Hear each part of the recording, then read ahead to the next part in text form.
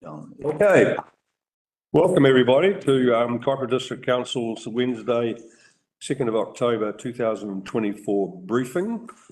We have an agenda here where we start with an external presenter. It will be introduced by Sue Davidson, our interim CE today, regarding review of the revenue and financing policy, the annual plan 225-226. Thank you, Sue. Thank you, Mr. Mayor. Councillors, you'll recall that Council asked us to review the valuation system at the end of the LTP process last year, and to look at particularly looking at capital value rather than land value. This has also meant that we've had to look at the differential and the impacts, and we've been through, this is our third briefing on this. So the results from the last meeting that you had with Bronda showed that if we put no differential, took off the differential, there was still quite large swings, and that we should be looking at some sort of differential, and that's what she'll be presenting today. And the results of that, we've given you some sample properties, and we'll be going through everything quite slowly so you understand. The key thing to remember at the end is we're looking to for direction. Are you happy with what we finally land on today? That will come back to you potentially at the next meeting in 2 weeks' time and just present you again to make sure you're really sure. But we want to actually be adopting something for consultation by the October council meeting. And we want to make sure you're quite clear about what's going out. But you've also got to remember, on top of what you're looking at today, because this is comparing figures with rates that are charged this year and what the changes mean to that. But in actual fact, come the 1st of June next year, in its LTP, council has provided for a 9% increase in rates. So that's additional and hasn't been taken into account when you're looking at that. So I'll hand over now to Bronda to take us through the presentation. Thank you, Bronda. Good morning, Mayor and councillors. Thank you very much for having me here today. Sue said this is our third briefing on process, but by no way and means have I gone through a full rating conversation with you. So if you have questions, today is the day to do it. Really what we'd like to be able to do is get some pretty good direction from you, because October I'd like to bring a draft policy back to council for consideration for adoption on the 30th of October, with the idea of going out and consulting on that over November, first part of December. Just a quick reminder of why we're doing this now. The one thing that we want to make sure that we do is that we split out the conversation about how we split the pie. So the split of pie is what we do with rates when we say how we're going to rate people, from how big that pie is. So the big pie is the LTP conversation. That's when we talk about budgets. And it gets incredibly confusing if we try to do those two things together. So hence we're doing this work now with the idea of adopting the revenue and financing policy ready to go for the annual plan consultation. Assuming there is one. So that's where we just want to make sure that that's the reason that we're doing this now and why we're separating out those two processes. Just wanted to reiterate that and put that on the table. The other thing that we just wanted to remind everyone around is the process around what a revenue and financing policy needs. So we've done, it's a two-step process. So we've did step one and we've adopted the initial outcomes of step one analysis already. So that we did as our first conversation back in August. And then at the moment, we're doing what we call step two, which is the overall outcome. And that's when things like differentials, whether we're using LV or CV, those sorts of things are decided as part of that process. And we've got a few things that we talked through as part of that. And we've had some of those conversations already, especially in the last briefing. But that is, like I said, is a two-step process. So just wanted to remind everyone of that. Rhonda, can I just interrupt you there? Yep. Sue was saying that the rates increase coming in the 1st of June next year is 9%, but that 9% will increase, no matter, will increase or affect either land value or capital value. Correct. Yep, exactly. So the pie will get bigger regardless of how we split that pie. So that's hence me sort of saying that's the pie question, is how big is the pie? Now we're saying this is the size of the pie and how are we going to split that up and what's appropriate for people to pay. Don't try to use the word fair, because tax and fair don't easily go together. The word is appropriate. And really what we're trying to look for is how that should be paid for across the community. So that's the conversation that we're having today. So what we're using is last year's, or this year's pie, rather than next year's pie. But I'm just reminding you, when we do implement this, it'll be a different cost that we're looking at. Yeah. A different increase. Different increase. Yeah. So we've taken out any increases in this at all. So what we're comparing is what they paid and what they would have paid if we made these changes. So that we take out any ambiguity around, is it an increase in dollar values that they should be paying because we've increased the budgets? That's not the case. It's purely looking at, this is the same pie that we had last year. It's just how are we splitting it? And is that different? And at the moment, that's what we're considering. So if you look at the amount of outcome of the total of rates from last year, for the 24-25 rate calculation, and this amount, it's exactly the same. So just to that and to Sue's point, that yes, as you say, what will happen is that the cost may, or the rates may increase, but that's subject to other adjustments that we may well need to or want to make to expenditure items as we go through to adjust. That's correct. That's another process. Yep, that's soon. That's cool. Just we want to be very clear.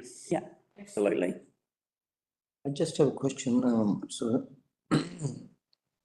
on the commercial properties, We'll come to the analysis and those sort of bits and pieces when we get through the process, because I sort of want to step through it just to make sure everyone's across the board and ask the questions along, because then that will hopefully get to the stage where we sort of have a good understanding of where we lie and what the considerations are. I just did want to bring back up pensioner housing. Sorry, this seems to raise its head a couple of times. And with Sue being away, unfortunately, there was a little bit of information that I wasn't privy to when we talked about pensioner housing last time. So pensioner housing, for all intents and purposes, is self-funding. Other than at the moment, there has been an agreement at the council table to build some new flats. The flats that the people that are already in the flats are going to continue to pay approximately what they were paying before. Any new people coming in will pay closer to, I don't know if it's a market rate, but it'll be an increased value. So there is a portion of time until all the current people move out and the new people come in, that there will have to cover borrowing costs from the general rates. So I've adjusted the revenue and financing policy, and I think hopefully you can see that we're at the bottom on the right-hand corner. I've put general rates in there, borrowing costs only. So that would mean that any maintenance, any of the other costs that are included as part of pensioner housing are covered from within the actual cost of the revenue from rent, but the borrowing costs for the period of time until all of the current clients or current renters have left and they're all new renters, then that should then be covering all of the borrowing costs as well. But in the meantime, we need to put that general rates borrowing costs only in there. Do you have an idea how much that is? 'Cause I imagine that it's relatively small. Because it's just a differential. So at the moment, the amount was approximately 150K on a new loan. Yeah. So sorry, that's the line. Oh, I see. Yeah. So that will be what's added to general rates, but that will be decreasing as time goes on. That's out in Lambeth. Through me. So any future developments on that Fagan Place site with reconfiguration and future sale, that would be put back into there, or would it go into the consolidated fund and that loan would still stay? So that'd be a question for me. The chair, Sorry? through the chair. So if there was any money to come, we would look at it that time and when we brought a proposal to you. But normally it would go into the consolidated fund anyway, which is general rates. That would be the preferred option rather than getting rid of that liability in there? Look, that's up to council. Okay. Yeah, and it depends on what you do with it, whether you sell the land or not. Councillor Vincent? Thank you, Speaker. And my apologies for being late, but actually was roadworks on State Highway 12, held me up for about 5 minutes.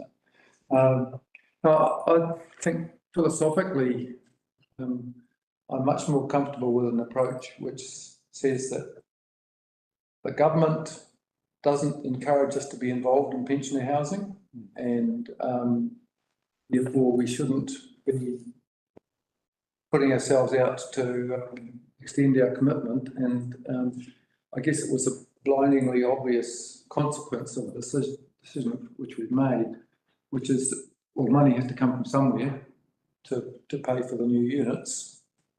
So I guess this is just, it's kind of drawing the target around where the arrow's landed, I guess, to update the policy. Like, because, you know, as a policy matter, we weren't to be funding pensioner housing out of the general rate. Now we are. So I guess we just need to be upfront about that, because we're stuck with it, aren't we? And through the chair, yes, you're correct, and that's why we've brought that to your attention. So sorry that I was away when last meeting when it was discussed. Just carrying on with this, looking at the durability of this proposal in terms of developments and things happening. This rental thing is not long-term, so it's not self-sustainable based on rental. If we are looking at pensioner housing as a thing which we like to get out of, so our forecast should not be based on the rentals or proposed rental long-term, which is not going to happen. So at the moment, we're looking at our LTP, which is 3 years we've put out, and looking for the next 3 to 5 to 10 years, this is the case that we will be funding it. I think the other thing that, like the pensioner units really became a historical issue that we had to solve because of the fact that the existing units were not going to meet the healthy home and therefore old one to continue to do what we've done. Over time, that'll lessen the load as rentals rise according, and you know, the initial period is a tough one, but then long term, I think it's going to be self-sustaining. So just to clarify, we have other pensioner units in Dargaville and in, I think in Rurawai. So they will have to be looked at some stage. At the moment, they meet healthy homes, but they will need renewed. They haven't, I think it's been 20 years since we've done any work on those. So that will be coming up at some time, not in the foreseeable future, 3 years, but probably 5 years. And we'll have some decisions to make there about those pensioner houses as well. Based on changed circumstances, is there an escape route, or we are done and dusted with $3 million? No, I'll let you. Sorry, can I just interrupt the Yeah. conversation? Whether we stay in or out of pensioner housing isn't really the intent of this discussion. What I'm trying to get back to is the fact that at the moment, to make sure our revenue and financing policy is doing what you're actually doing, I've had to add that line in. That's the main conversation I sort of wanted to have today, and to bring that back to the table. When council wants to have an in-depth conversation about pensioner housing, how it's funded and where those funds come from will absolutely need to be part of that conversation. But at the moment, I think that's out of the scope of today's discussion. Okay, let's move on then. Sorry, I just. Yeah, so this one you've seen at times, it's really just a reminder of what we're talking about with step two. And that includes the discussion that we're having about LV to CV, and we've also had conversation about stormwater. The information that's in the pack is around the two things being added together. So all of that includes stormwater in it as well as the going to CV, but you can see the impact of the two things together. Direction that we got at the last council briefing was that, yes, we wanted to look at CV and yes, we wanted to look at stormwater equalisation. Done that across the board. So this is the outcomes of what we had at the, or this is the strategic outcomes that council wants to have around the outcome of what we're doing with the review at the moment. CV to ensure larger commercial properties are paying their fair share. At the moment with land value, you have a property that might be turning over a lot of revenue and have quite a bit of commercial improvements, but that isn't taken into account as part of the rating with land value. Recognition of possible wealth and possible ability to pay, and I take into account it is not a wealth tax. It is a approximation of a wealth tax, and the fact that CV includes the full value of the asset of what we can do, and it's somewhat linked to CV rather than LV. So that's taking into account the fact that you might have a $4 million home on a $600,000 property versus a $500,000 home on a $600,000 land value property. Yep. So that's an approximation of wealth consideration. Doesn't necessarily mean it's completely linked to ability to pay. I take into account that conversation that we've had previously, but as a deemed to be a better understanding of what a CV is, and we've had the conversation, if they've got a expensive property and they've got a really big mortgage, then that's the choice of the person who's bought the piece of land. We had that previously. So Lambeth. Yep, thanks. Is there, my concern is going to CVs as people land banking and not developing their land. Have you got any comparisons there between one lot, whether it be commercial, and another lot which has got a building and getting a return from, and the other one just sitting there? Yeah. We have a shortage of commercial properties. Got a fear that people will use it as a bank to gain capital gains because they won't be paying much rate on it now because it's undeveloped. Would that be a correct assumption, or and can we get any comparisons of that to see how that would work? So there is comparisons in the sample properties, and we can make sure we bring that out. What has been proved in other councils that have gone to CV is that rates is not a determinant around whether people land bank or not.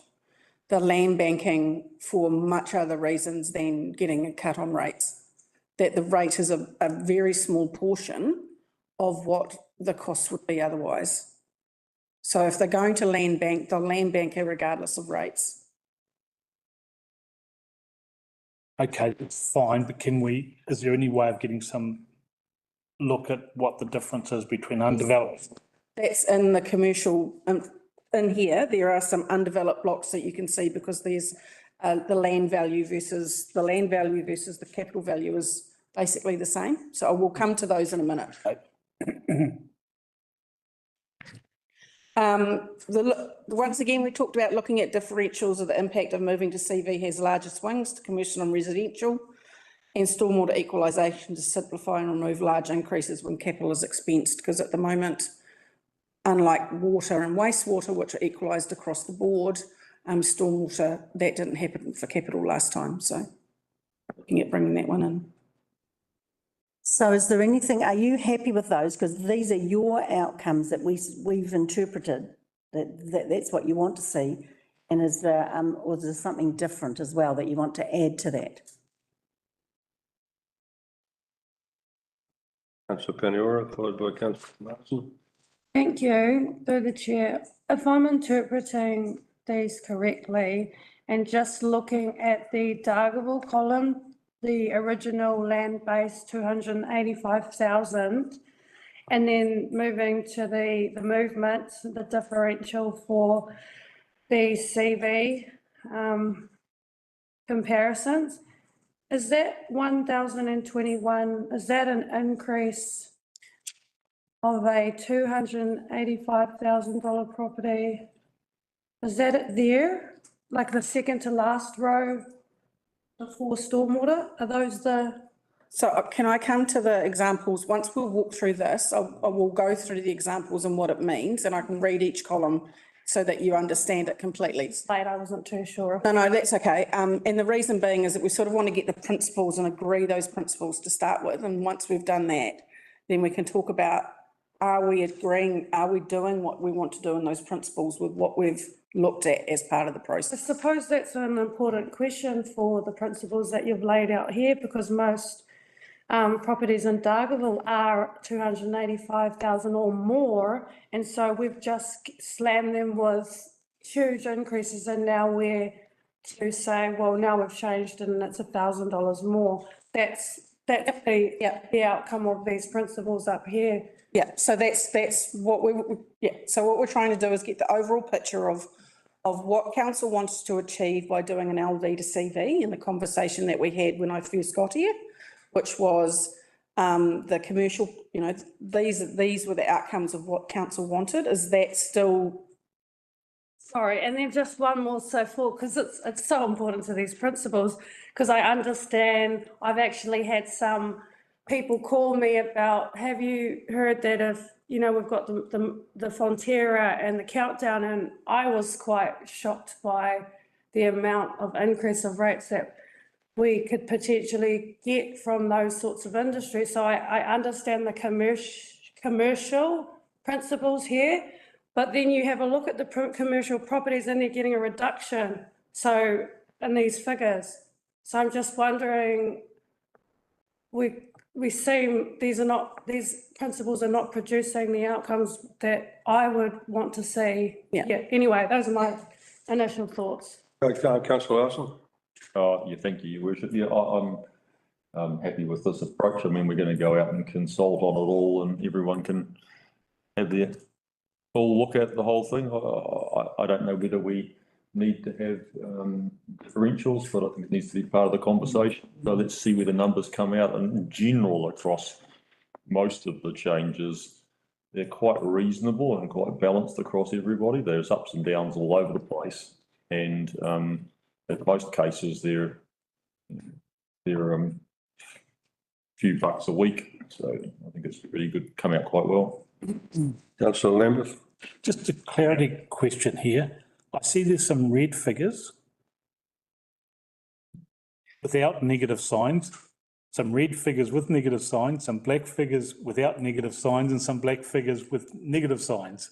Is there a difference between all those, or should we just forget about the colours and just whether it's a minus or a? Let's go through this. Yeah. This, and then we'll It's purely formatting. discuss it, okay? Yeah. Thank you, Bronner. Yeah. And so this is the guidance that I've had from council so far. So CV on general rates being consulted with ratepayers with a differentials to be discussed as part of this workshop. So in principle, the CV being what council would like to talk to ratepayers about, but talking about the differentials. And then once again, stormwater equalised on LV to be considered with ratepayers because it's on LV as it stands at the moment. It is on LV at the moment. Yes. So we're not changing the rating base that's used. All we're changing is the fact that capital is now across the board being paid for equally. Okay.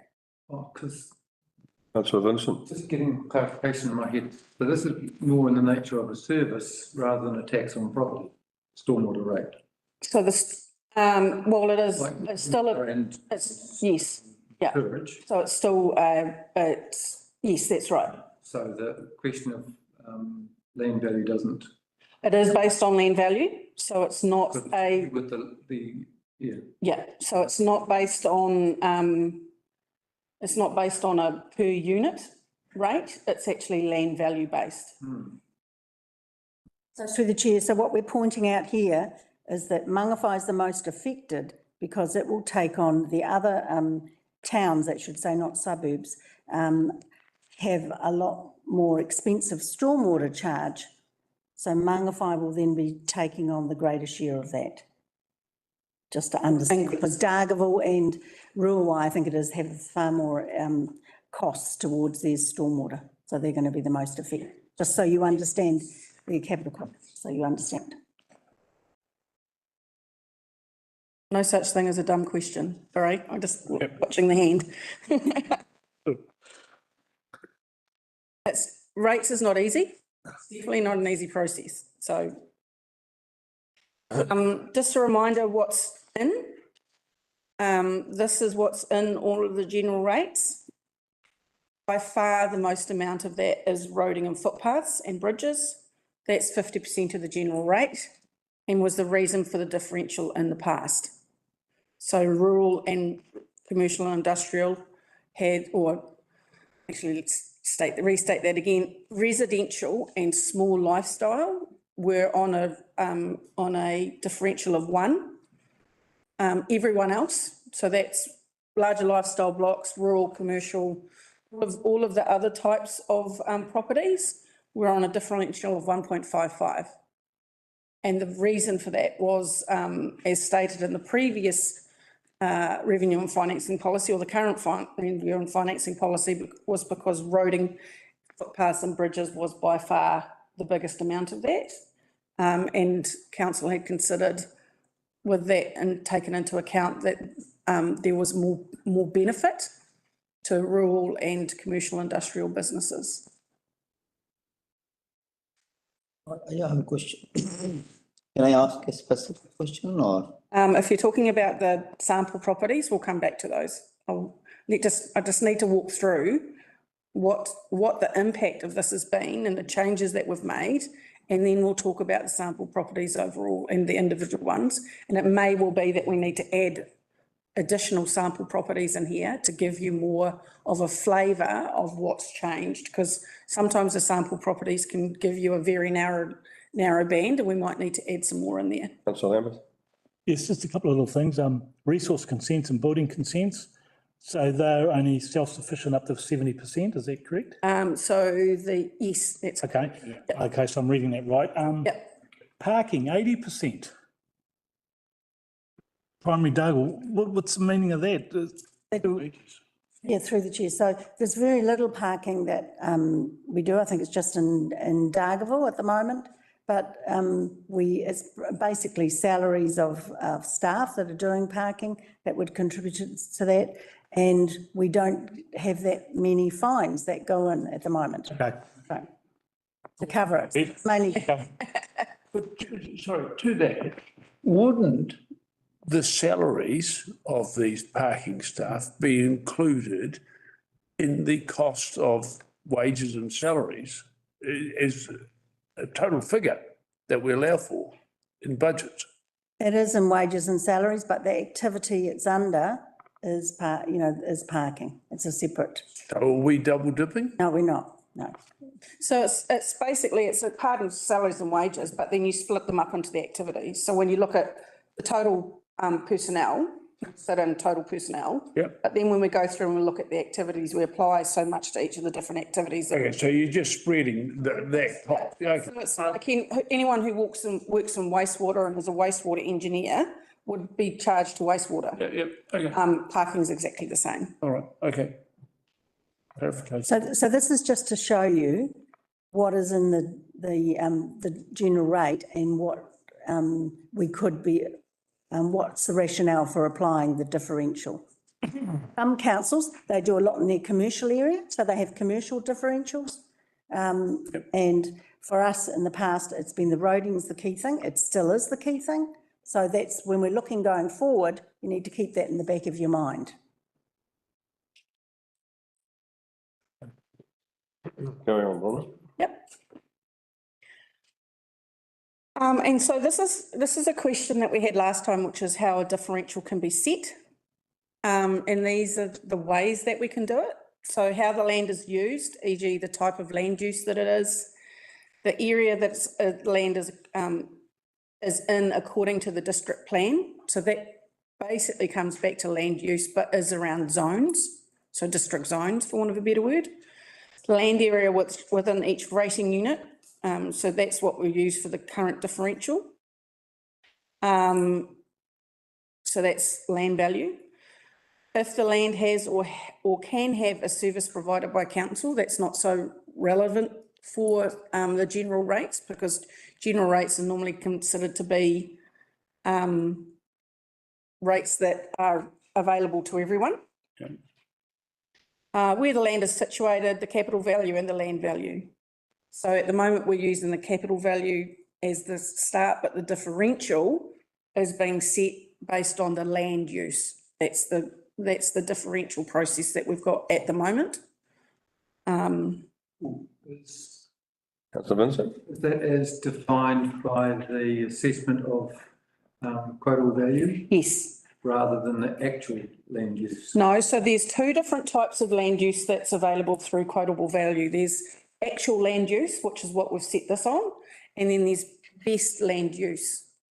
And the perfect example I sometimes do with that with other councils is you're in a good area for growing wine. Sorry, I'm a bit of a wine file. And so, but some people still got sheep and beef on it. Now, it might be used for sheep and beef, but its best use is viticulture. So in CV's space, it'll be land use as sheep and beef, but its best use is viticulture. So it's land use that we're actually talking about. So it's actual use, not best use. So if there, say, was a rural contractor's yard on some of that rural land, Yes, then, that can be commercial. even though it's not zoned commercial. Even though it's not zoned commercial, it is the land use that the land is, and we have that ability by number one. So how is the land used? And that's a common way for differentials to be set through councils, land use and how that is used. And we can get to the stage where, and some people might know about this, where you've got a home that's got, at the front of it might have a cafe or a dairy. You end up with two split processes. So the residential part of the property is deemed residential, and the part of the property that is deemed to be commercial is attached to commercial, and you can have two, I'm getting really, really technical here, but two plates on the same property for valuation purposes and for rating purposes. So, thank you, Mr. Mayor. So that was leading into exactly my next question. So how do we monitor and how can we be accurate in capturing those homes that are in part used for commercial activity? That's really hard. And quite often it's actually deemed to be primary use. And so, for example, myself, I work from home. Yep. But the primary use of that property, other than my little office, which is about this big, is residential, but I work from home. Yep. So really, in its primary use, for my entire home, Yep. is residential. But when you have a portion of that property, especially the improvements of that property that are deemed to be like a cafe or a dairy or a hairdresser's that sits on the front of the property, it's quite easy to break that out. And quite often CV will do that as part of the process. But if it's someone who's working from home, then it's almost impossible. Yep. And really you would look at the Unfair. Yeah, you'd look at the primary use of that. So, and when we come to that, it might be someone might have a little car park on the corner of their property and they lease out two car parks, but the whole property is really a residential. Yeah. Then it's unlikely that you would cover off those two car parks. So they drop the container back of the section and they run a online shopping business. Yeah. Yeah. It's their home. But is their home? Can I just add another question that I had, just a clarification on point 3. the land area within each rating unit, Yeah.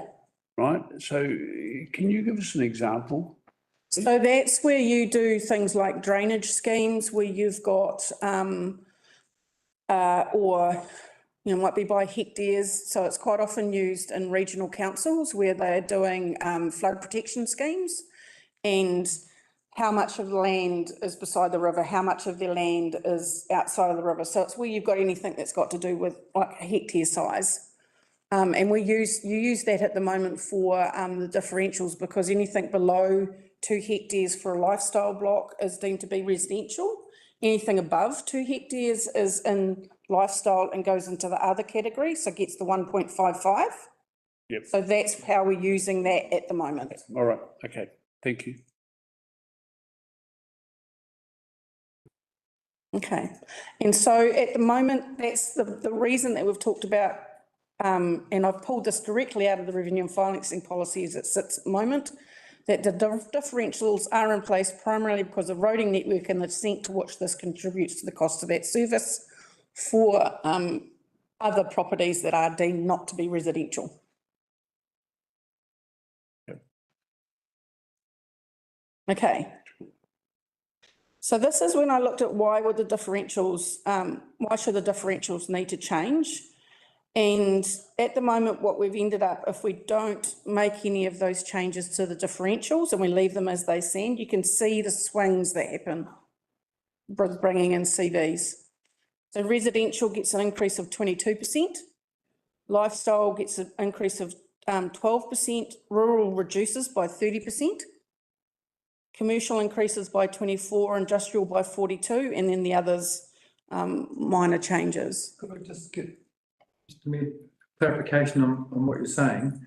That so that you've got the effect of applying the differential The full differential as it stands at the moment, by the 1.55 yes, means a 22, say, tracking on the first line, a 22% increase over and above existing land value calculations. The current. that's so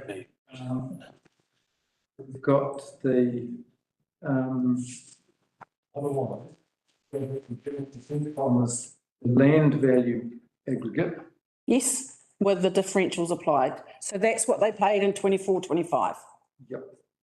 Whereas then we just flick straight to a capital value regime. Without changing the differentials. And still applying the same, which is at 1.55 for commercial or all others, and residential as same one. residential is 1. Yeah, So that just about doubles. Hence the then the third column is land value rates dollars. Why is that different to the first column? so the first column is the actual land values. That's the land value in dollars, whereas Yeah, so the first column is the land values, the second column is the CV values. So you can see that basically the land value almost doubles. Well, the value of the properties not quite doubles, but between land value and capital value. So this year we had 6.9 million raised for land value based rates for residential on the general, as it sits.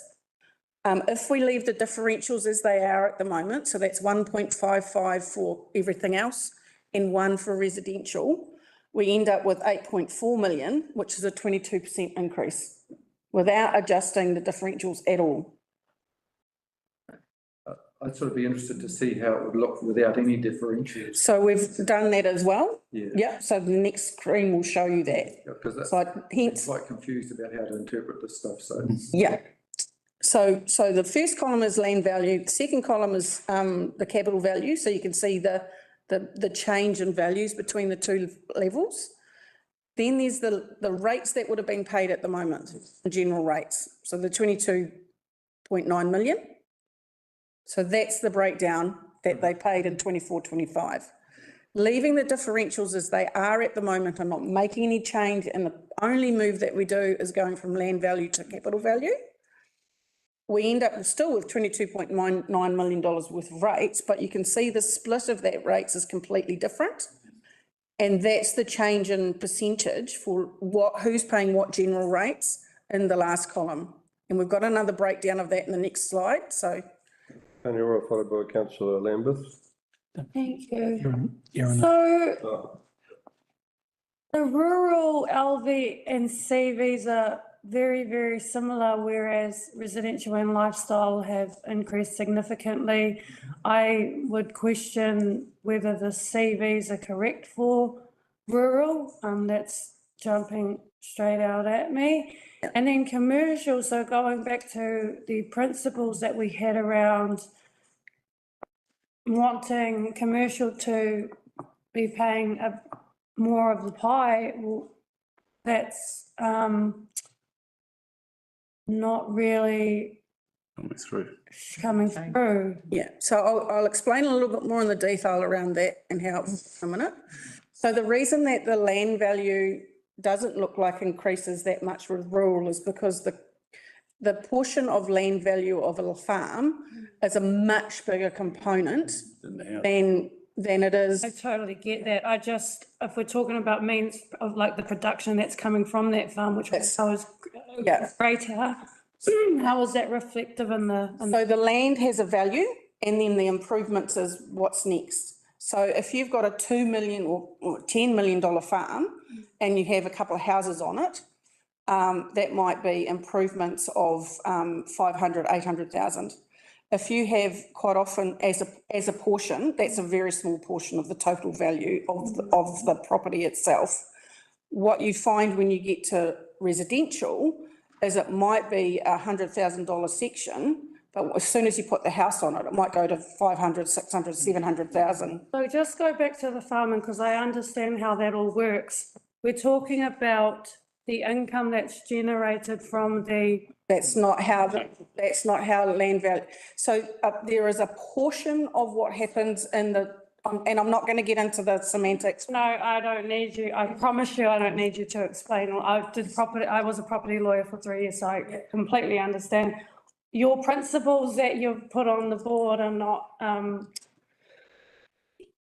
coming through on these rates. So you actually did talk about these commercial properties that are generating income, and so you had said that was going I'll to. definitely come to that in a minute. Okay. So can I explain before councillor Erin Wilson, I know she's been waiting for a while, but the takeaway from this slide is that if you just go to land value to CV and you still, and the same, and that's the only change you make with it, and you don't change the full differential, that rural will benefit out of this because you are changing to CV, and that all the other categories will bear the brunt of a bigger portion of the pie. So that's why we are saying we have to look at not having 1.55, we have to look at something else. So in the future slides, Bronda will show us some other modelling that she's done to try and even it out a bit and not have so much. I just want to say that the starting points, we're not coming from the right starting point, whatever we start tweaking these things with, because. So the council has a choice not to move to CV. That is definitely a council option. So we can put that on the table as an option. That's an option that council can have. I haven't finished explaining everything. So when I get to the end of where I'm up to, and this is a little bit of a layered effect. So sorry, I'm trying not to get to, I'm trying to work through the process of what we did to get to where we are, rather than just getting to the end and telling you the solution and then hoping you like it. So that's just where I'm trying to get to, so. I'm not sure. Councillor Wilson-Collins, have you still got your hand up or have you given up? I haven't given up. Just the question that I was going to ask was asked in a slightly different way. So I understand what I need to know for now. Thank you. Okay, councillor Lambeth, followed by councillor Larson. So, thank you. So the big thing that we all must consider, and you can confirm this, that commercial and industrial properties, it's not the landowner who's going to be affected because all commercial leases, there are outgoings that passed on to the individual tenants. Correct?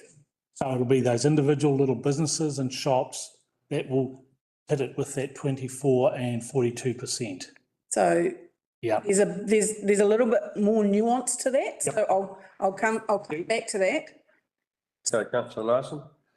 Oh, thank you, Your Worship. Yeah, I think that it's important to cover off on this assertion that there is no linkage between what people are paying and what revenue they generate from property, because the valuation methodology already takes that into account.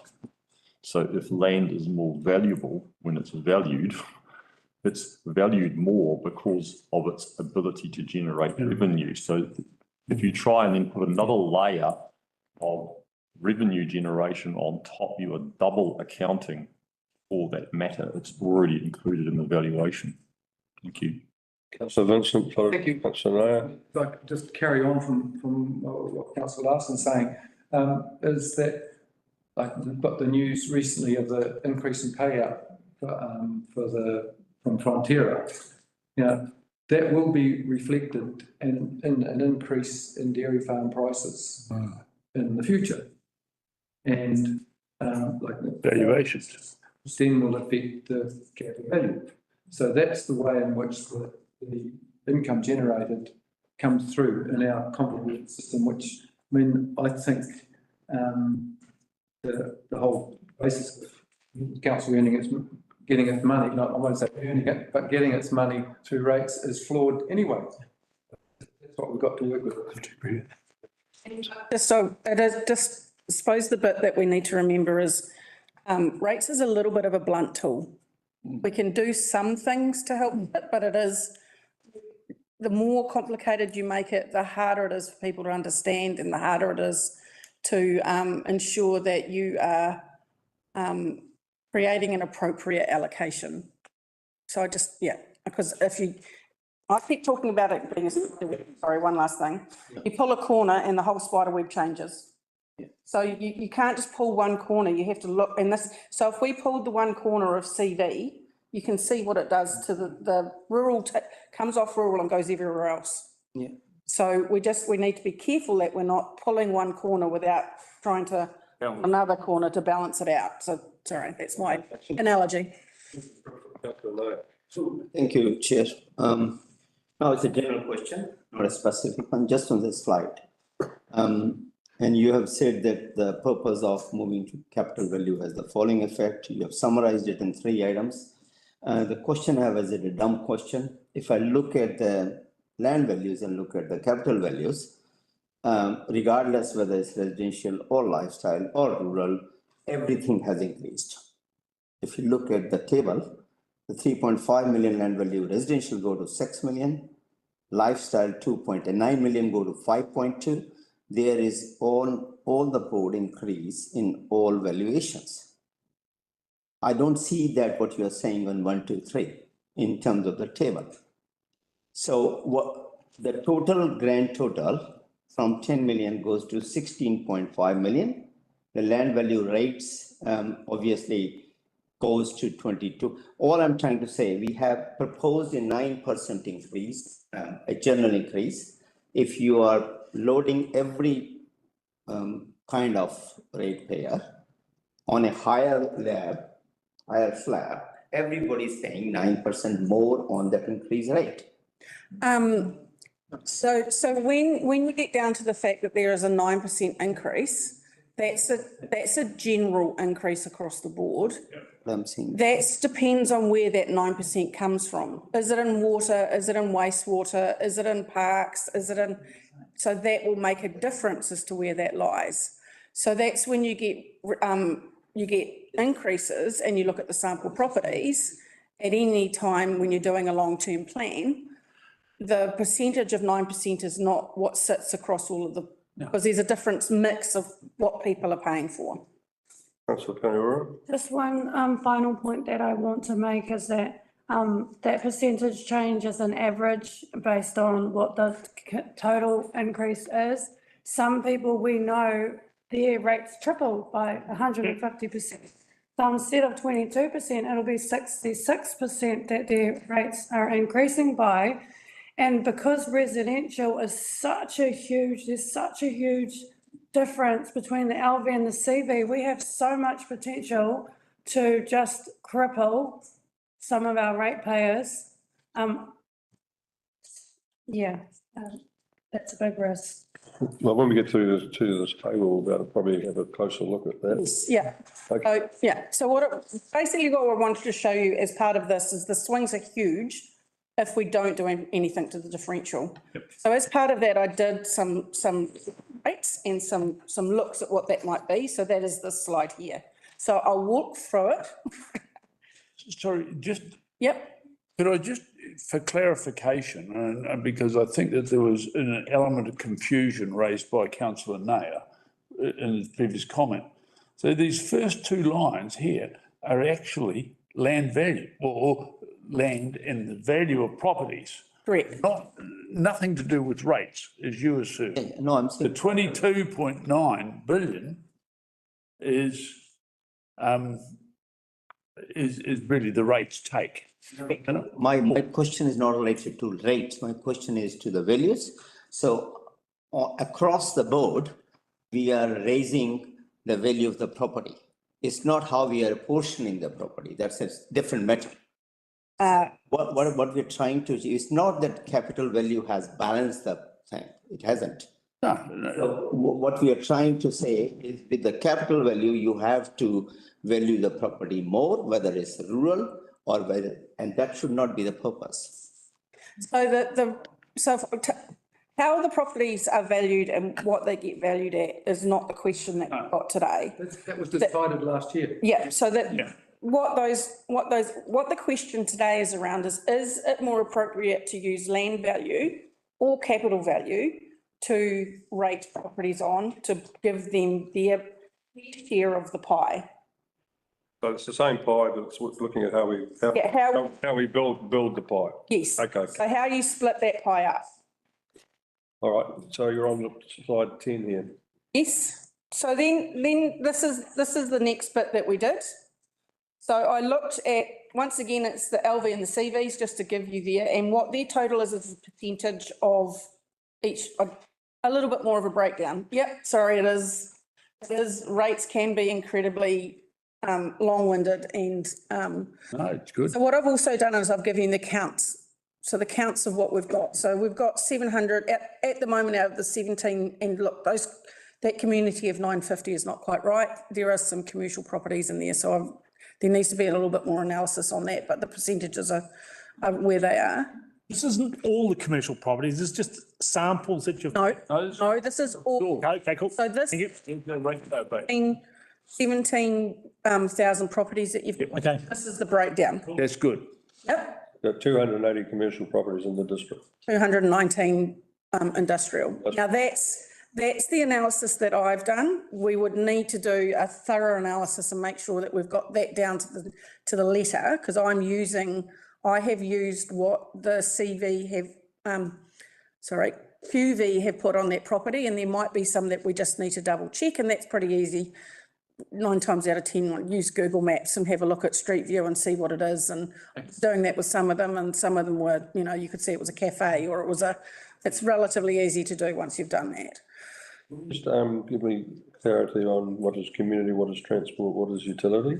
So community is things like education, so it'll be a school, or it'll be, it might be St John's, it might be police, it might be, transport is the only one that you've got really there is car parks and KiwiRail. So anything to do with car parking is in there. The government departments pay rates? Some, yes. Okay. It's not, I'm not going to No. up that can of, It's been an issue. I'm not going to open up that can of worms today either, because it's a different conversation. Utilities is things like Spark, where they've got a cell tower, anything to do with lines, any power lines, any of those sort of bits and pieces, they're all utilities. It would be a septic system? They have been marked at the moment as non-rateable. Okay. because it's not a good idea to rate yourself. Because it just goes round in a merry-go-round. Yeah, okay, look, We that's rate ourselves and then charge it back out again, so it's, through those definitions, yeah. yes. Yeah, they yeah. come up a lot. Industrial is mainly manufacturing, commercial is retail, commercial properties, and those sorts of things. I think the other ones are. So then if we go along and we come to the very last column of that first block, which is in white, that's the LV rates that were paid previously. Currently, Sorry? currently, Currently. in this year. Sorry, previously, I think the previous process, yeah. So that's what they would have paid as part of the 24-25 strike. That's the breakdown. Then I've showed you again what the full differential was. I've also then done a split with no differential, and I've also included the no differential in the sample properties. So can I just get clarification for the council? The first column, land value rates, that actually includes the 1.55 differential, or is? Yes. Okay, So that's the LV rate is what they would have paid this year. the CV is what we're looking at over the page, which is the full it's the CV rate with the same differential. Same differential as the current differential as it sits at the moment. And I've taken the differentials off altogether. And you can see the swing is even bigger. Yeah. Which is why when we said that we were talking about it, the full differential and no differential don't look like the too big a swing. So then I had a look at 1.2 for other and commercial at 1.1. Once again, that was still a really big swing. So then the next one I looked at was leaving other, which is primarily rural, at 1.55 and commercial at 1.1. And that has a split, but it's closer. Okay. So what you're doing is trying to smooth it, because if you go out with just what she's done on the previous page, people won't. You'll stay on LV and you won't move.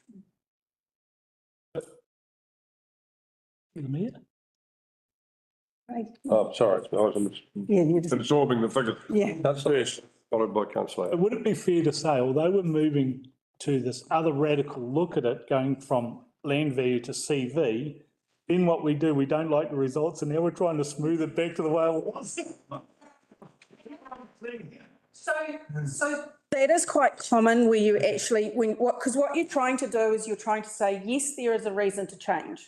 Because, and I'll come back down to what the impact of this is and more nuanced in a minute, when I start looking at the sample properties and also start looking at some of the big ups and downs, because I do have this in the previous slide that we've shown, which is those that move and where it sits. Okay. So my question, my thing, Mr Mayor, was related again to this smoothing. The whole basis of differential, as you've said, was to try to equate the actual usage, Or the higher level of usage or lesser usage. benefit. Or benefit, okay, benefit, good word. So even at 1.1, is that still based on reflecting relatively closely that benefit or an element of it? That's a decision of council. Okay. So that's the bit that where we come back to say, are we at this point looking at whether the benefit and what that benefit is by what was determined previously, which was primarily roading, are we still showing that benefit? Now, sorry, and I just wanted to say one thing. At the moment, what I've done is suggested that we start with 1.1 in the first year. That doesn't mean that in following years, as part of that, you don't change that to 1.2 or 1.3. So dot Yeah, 1.1 being commercial, commercial industrial, yeah. commercial industrial. Okay, councillor Pangora. Thank you. So, and this is my point. So we go back to the principle, which is what we wanted to achieve, and straight away, commercial is the lowest percentage increase So of all of the rates after we've smoothed it. And rural is commercial because most of we're a farming community. That's where a lot of our GDP comes into play. Now, the smoothing it over is just a holding mechanism by which in future we will start to release the differentials that we've smoothed, and we will see in time to come, those pink ones will be where we land. And I hate to say it, but I wonder if the reason why we're the only district that still has the old system is because we're two completely different. We've got the farmers, and then we've got our residential town. We have two polar opposite types of ratepayers that we've fine-tuned over a long time to where we are now.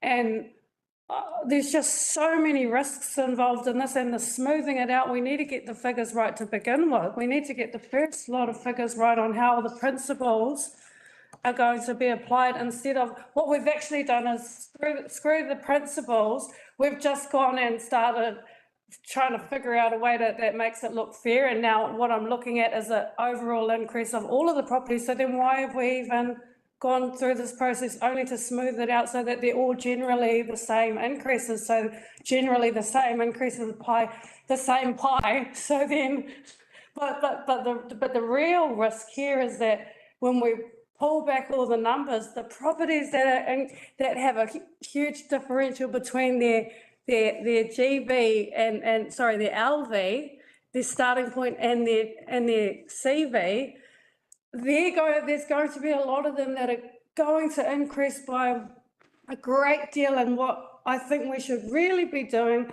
is actually having a look at our properties, every single property. so that's what we're Saying which is what I'm, apart from, I would love to see the real numbers here. so these are the real numbers. No, I mean property These by here. property, not these, I right? just see all 17,000. 17 Second Ave, Made the point there. One Councillor Errol. Ranfurly Street, and then pulling on all different demographics within our, So I have done some of that work. It's not in this, and so what I will come to is the next conversation, which is around where some of the outliers are, and I've done that in the next couple of slides. So I would love. Okay, Councillor Wilson Collins.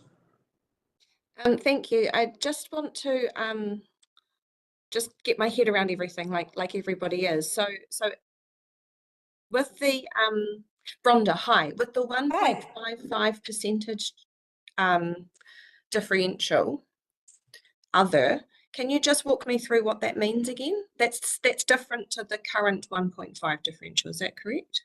So what I've done as part of the calculation is everything that was in residential and less than 2 hectares of a lifestyle block is still at 1. In other as it stands at the moment, so that's everything else that's not in that land use. Everything else, I've pulled out the commercial and industrial and given them a differential of 1.1 because of the swing, and I'll talk more about that on an individual property as I come back to that. Mm-hmm. And then everything else is another. So that's primarily rural, mainly rural, that's the biggest component of it, but some of those smaller utilities, a lot of those community places get 50% remission anyway. So there's a few in that space as well. So it's everything that's not either commercial or industrial or residential small lifestyle. Okay, great. Thank you. I just keeping up before you move on. Thank you. Councillor Nair, followed by Councillor Lambert. Thank you, Mr. Mayor. So now I can ask a question on the basis of this whole summary. I've just one concern. If you look at how we all start, which Councillor Tenure also mentioned in terms of how we had the data. If you look at the. Sorry, I really want to finish the slide deck first before we get to it. Because Yep, no, I totally understand, but we're getting into this. Wait. I need to ask one question to you, Brenda. So if you look at the residential properties, let's pick Dargaville. So no, you're still going to the sheet which we're going to discuss after we go through the first process. This is the basis of this, and I'm not going to confuse it later on. If you look at the way you have presented the lower and the bigger range and the bigger range, if you look at the Dargaville, you have actually jumbled the figures. Sorry. So you look at 285,000 before 280,000. And what has happened is it has jumped up to 1 million capital value, and 280,000 is sitting at $500,000 jump. If you look at this, so there is definitely some mistake. No, I have, so what I've done is as part of and so I'll come to the sample properties and how I put this together in a minute. I just want to finish going through and because there is. These options for differentials and those questions we'll dig in. Yeah. Get to Councillor Naya. Thank you. Councillor Lambeth. Just very, very quickly, we look at commercial, 280 properties, industrial, 219. Of those, there'd probably be 5% who are the big boys, who are the real big, you know, 10, $20 million, $30 million properties, yes? Yes. Okay. The rest are, Yes. okay. And, I'll explain. and we're not capturing them at the moment, is that correct to say? We have captured them. But only for the land value, not for the capital value? So what you're not capturing, so land value is the way it sits at the moment, even with a differential of 1.55. They are, so at the moment, the biggest commercial property is paying $19,000 worth of rates. Okay, Councillor Rachel. Thank you. I just had a Oh, sorry, can I just say one, of rates in total, Yes. not just general, in total. Yes. Whereas with this new one, they'd probably be paying 50, 60, 70,000. That's correct. Okay, cool. There's Thank you. nuances in the information Yeah. that then I need to talk to Yeah, that aren't shown in here, because as soon as you put those big properties in there, yeah. people know exactly who they Thank you. are. That clears it up for me. Yeah. Thank you. So I'll Good on you. come back to, and I can give you some more breaks, and I can actually go away and bring that back to you before the end of today, so that we've got that. Sorry. Councillor Rachel. Thanks. I just had a query on the other 1.55 differential. Is that something that could be changed if needed? The 1.55? I'm just seem set on that. I just wondered how that would. So I put it at 1.2 to start with. Okay. And what we found is that those swings are still really big. Okay, carry on.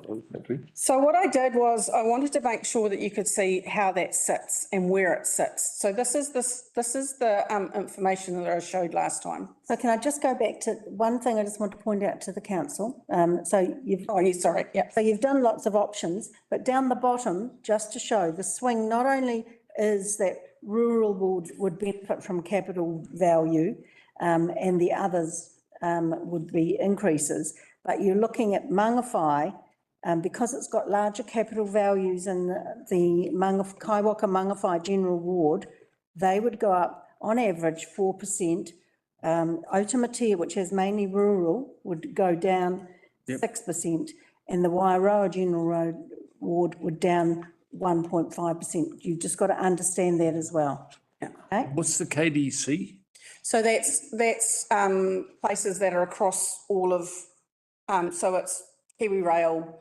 Oh, Those okay. aren't really, they pay across the whole of the district. They're not just set in specific Thanks for that. places. Okay, tough. Thanks. Yeah, So that's why there's only 18 of them. that's good clarification, that. Yeah. I can go to the next page now and then, So what this, and this is where I need to read mine because I can't see that either with my eyes at the moment. So what we did, this is the sensitivity analysis of what we did last time. And this looks at where those swings are and shows which properties are affected and how many. You can see that we actually have a really good concentration in that middle section, which means that the swings, there's outliers, but they're not huge. They're not, there are some big numbers. This chart here is to do with residential property. No, this is the whole. It's the whole. It's everything. Whole one, and it's at 1.55 for other and commercial industrial at 1.1. And maybe you can, because it is small printing, if you can say what it means. So that the first line is the people that benefit.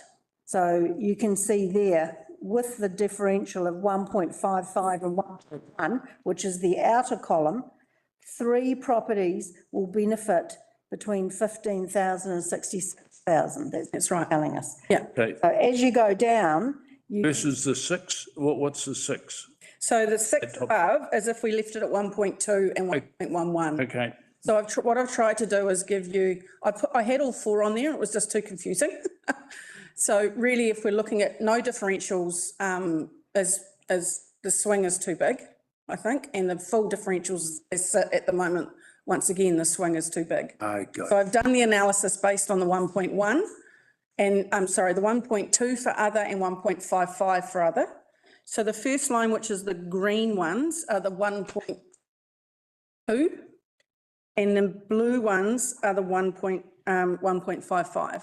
so what it's showing you is if you go to a differential of 1.55 and 1.1 for commercial, that the swings are less because you can see there's only 3 properties will get a refund of 15 to 66,000. And on the other end, you can see down the bottom, there'll be 5 properties that will actually pay between 10 and 50,000. And I think that'll probably be your commercial properties. That's your big Big one. commercial properties. There's still a lot of swings in the middle that when you're looking at it, you've got looking at 3,448 properties that will pay between 200 and 600. So a lot of those might be residential properties. Then you've also got the same on the other side. There's That's correct. Yeah. that fall away and pay less, so that even if you're getting more revenue over on the other side, we've just lost revenue on So the, it's not about losing revenue, it's about splitting the pie. Balancing. Pie is still exactly the same size. It's still $22.9 million.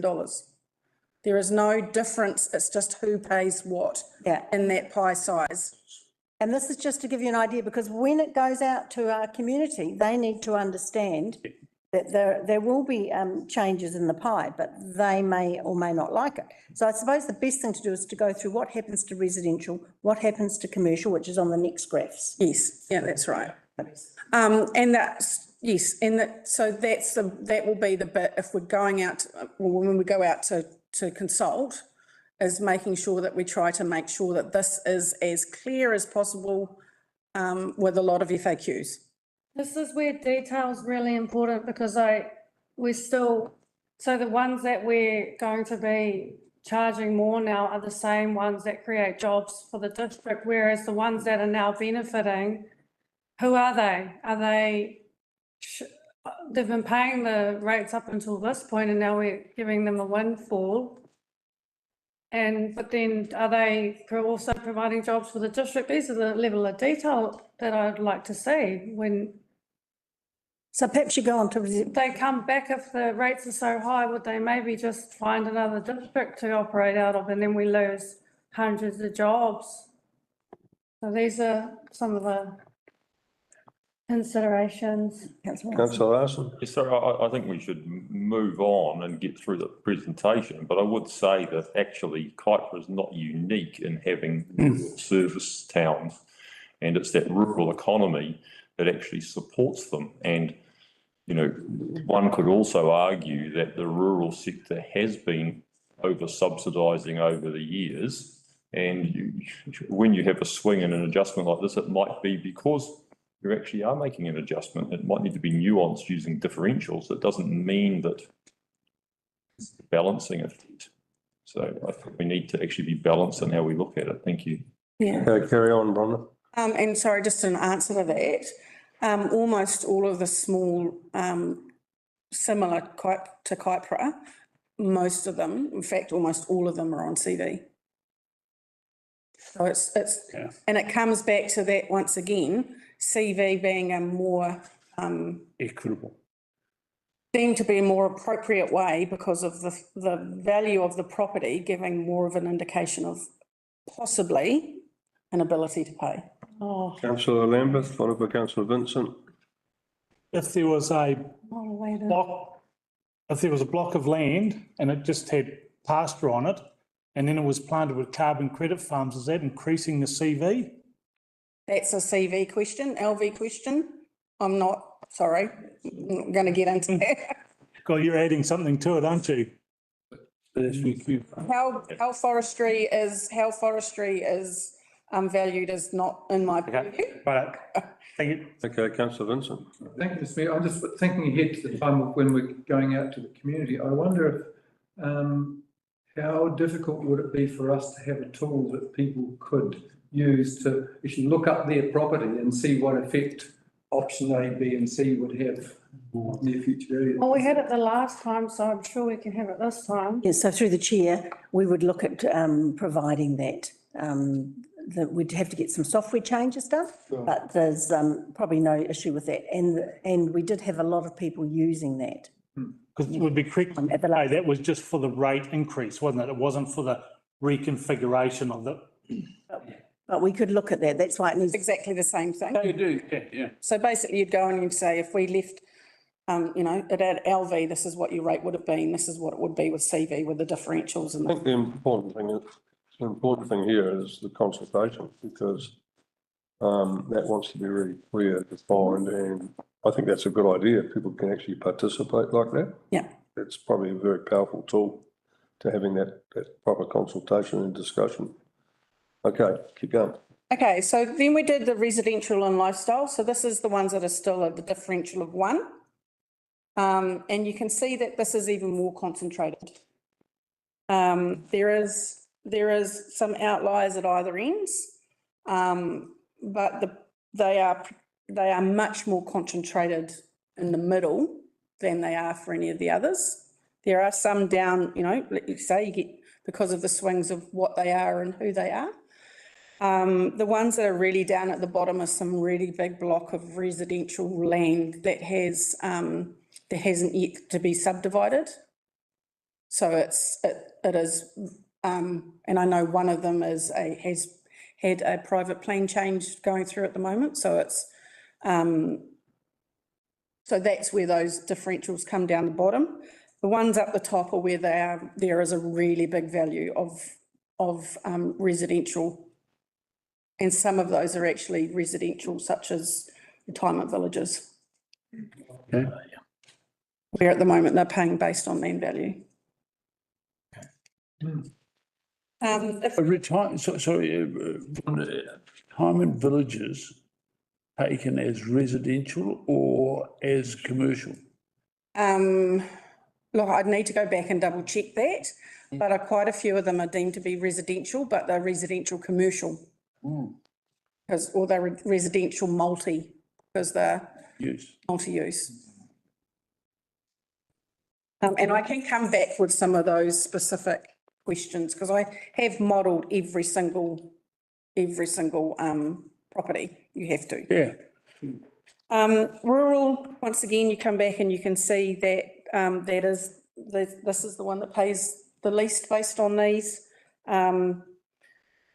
So with the majority of them sitting in that sort of possibly going up by $800 to, $800 down, but going down to the most sort of being in that $2,000 reduction across the value of the property. And then commercial industrial, which is the next one. Most of those are in the middle. And the reason being is that commercial properties, if you've got, and I'll use a example of an automotive shop, you have the value of the land and then the value of a warehouse that sits on it. And that improvement value of a warehouse is not as much. And also the amount of revenue that normally comes out of there wouldn't be as big in commercial properties, because quite often commercial properties values includes what a form of what revenue it can create. So you will see that some of the commercial properties, especially those smaller value commercial properties, will actually still go down because they've actually not big value in comparison to some of the bigger properties. But what does happen with this is those bigger players that are paying smaller amounts of money, that changes significantly. And so I have looked at some of the biggest winners and losers. And we went through this list briefly last time. Supermarkets would be the one. Supermarkets are there. So the biggest player was paying $17,000. If we went to LV with no differential, sorry, I've got the old outliers here. They go, sorry, the LV with the differentials, they go to $53,000. And that is a heavy industrial manufacturer that starts with F. So what you're saying is in the commercial there, we've got 5 businesses actually in both columns, no matter what we do, that will pay between $10,000 and $50,000 more Yeah. on the, that's. Yeah. So, yeah, that's correct. And it's probably easy to work out. Keep going. Okay. So those big players, heavy industrial, commercial retail, which is a supermarket, heavy industrial manufacturing, which is a meat processing plant, commercial retail, which is another supermarket, commercial office, and commercial accommodation. So those are those top. Can I just double down on that meat processing plant? What's the change there? That goes from, at the moment, it's $14,000 a year. Yeah. To, sorry, I'm in between two because my.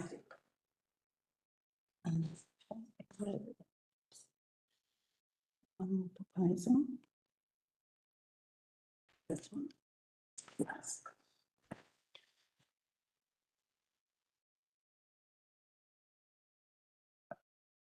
That goes to 20,000 a year. Yep. So that's an increase of 10,000. So you can see for commercial that, there will be one commercial that will benefit between 4,000 and 5,000, one that will benefit between 3,000 and 5,000 as well on that. So there's obviously different cuts of the pie. Yeah. And the tables at the right show you the impact on the number of properties. So I think that was what you were getting at, Pera, before. Doesn't have the names on them, but it shows you the properties that will be impacted, whether this particular list is commercial, but the other two showed you rural and residential. But there is still 300 that will benefit from between no increase and $600. You know, the greatest majority, the concentration, That's correct. you know. So the smaller increases are where the smaller increases are where the capital value as a portion across the board is around about the same as what it would have been for LV. So that's where you get the big swings, is where that CV to LV commercial value is quite different. Yep. So if we go down to the other way, where people who are winning, or who are, sorry, that's not the right word, people who are paying less, there's residential yet to be subdivided, another residential subdivision. There's some large lifestyle improved. So that's where they're a bigger lifestyle block. They're improved a bit, but not by much. Residential bare land subdivided, residential bare land subdivided. They're all in that space of being that area. There is a commercial accommodation, which is primarily land value only.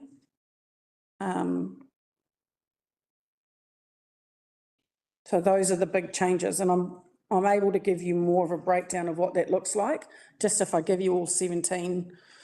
And I can increase increase the number of properties and the different properties that we have on the, list of examples. Yep. So we can give that to you as well. Thank you, Mr Mayor.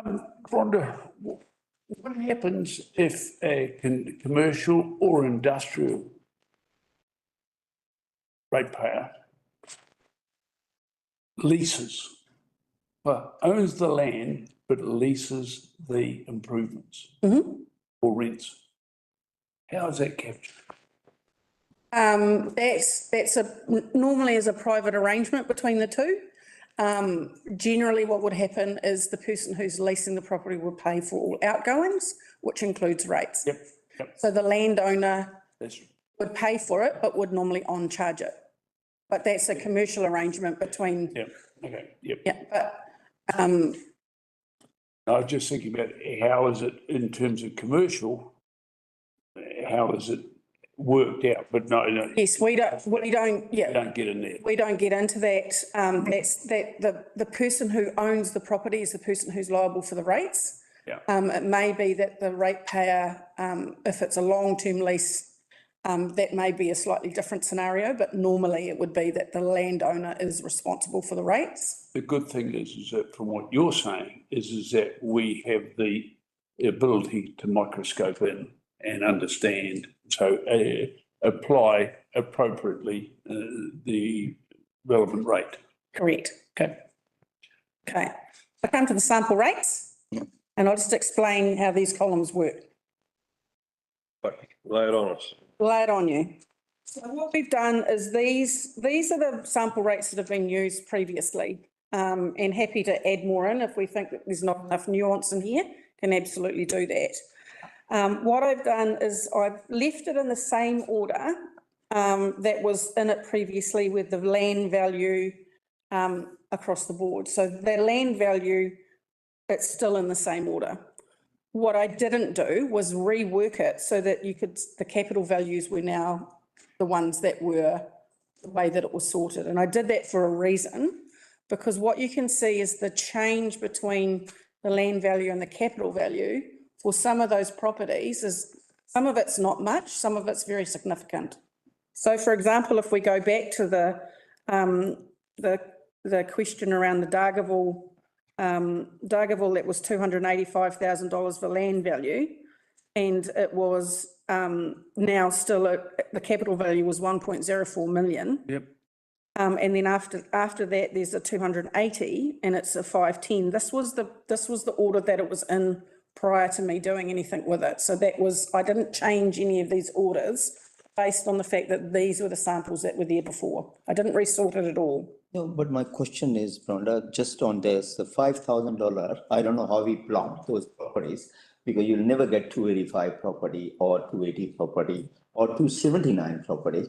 You are the ones who is blocking it, right? No, I haven't blocked it. But somebody has to Yes, so that's right? So that's been done previously by saying this is Dargaville and, sorry, there might be a line missing. That might be what it is. That's exactly what it is. Oh, yeah, so there should be above that 280. Yeah. It looks like there's a line missing. I think Dargaville's got 3 and Blinks has got 3. So I think there's a line missing across that. All I'm trying to say, sorry? All I'm trying to say, if we average it, maybe we are looking at collected across the board rather than having all in. So we can't average it when you actually start getting down to sample properties, because sample properties are looking at the individual properties that this has been applied to. So we've applied the rates that they would pay, these individual properties would pay based on 285,000 is a particular property. yes, which is a sample of a property. Yep. So these are sample properties. These have been pulled out previously by council as part of, which is required by law, which is the sample properties that are there that we use to say this is what the effect will be. Is it? So they're real properties that we thought at the time when we're using land value were the relevant properties to use. Okay, they might be different now using capital value because you have more, like in Mangawhai, there might be more people with capital value around 1.2 or 1 million. Yeah. No, so we did, but in the past, it's always been based on land value. So we're just showing you the same properties that we pulled out and what they would be now. Yeah, so hence the reason why there are no column for numbers of properties, because, Correct, they are individual properties. thank you. These are actual properties without the names against them. Yeah. Hence, yeah. These are examples of real property. Yeah. Yep. So the first lot of columns in green is what the strike would have been in 24-25, What you charged this year. which is what we charged this year with the differentials as they sit. And then I've included the capital value, so you can see the difference in the values between. So for example, the first Dargaville property had a capital value, a land value of 100,000, but its capital value is 330. Capital value in grey. On Dargaville, yeah. Yes, yeah, yeah. So it paid in the total rates column in green is paid $2,782 worth of rates. If we had no differentials, it would be 3,031, which is in the dark orange column.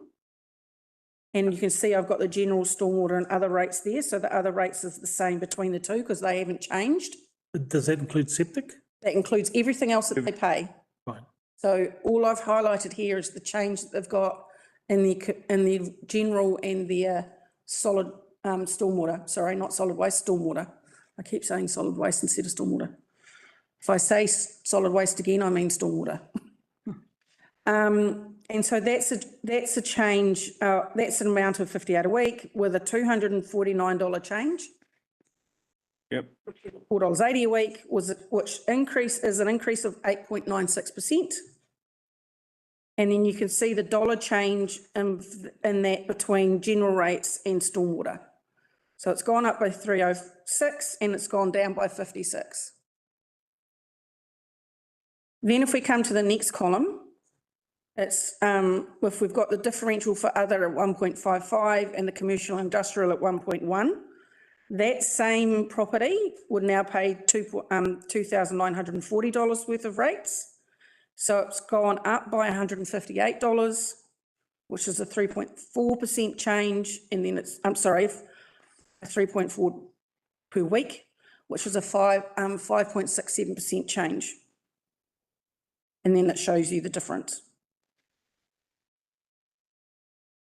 So That's all, Amber.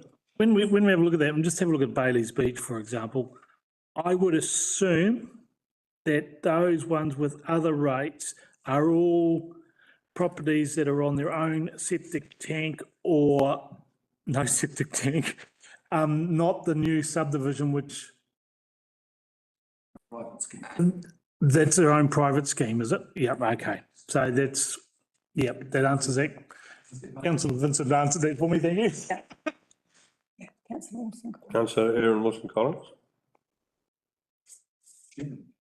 Hi, thank you. Just wanting to double check that I'm looking at the right piece of paper.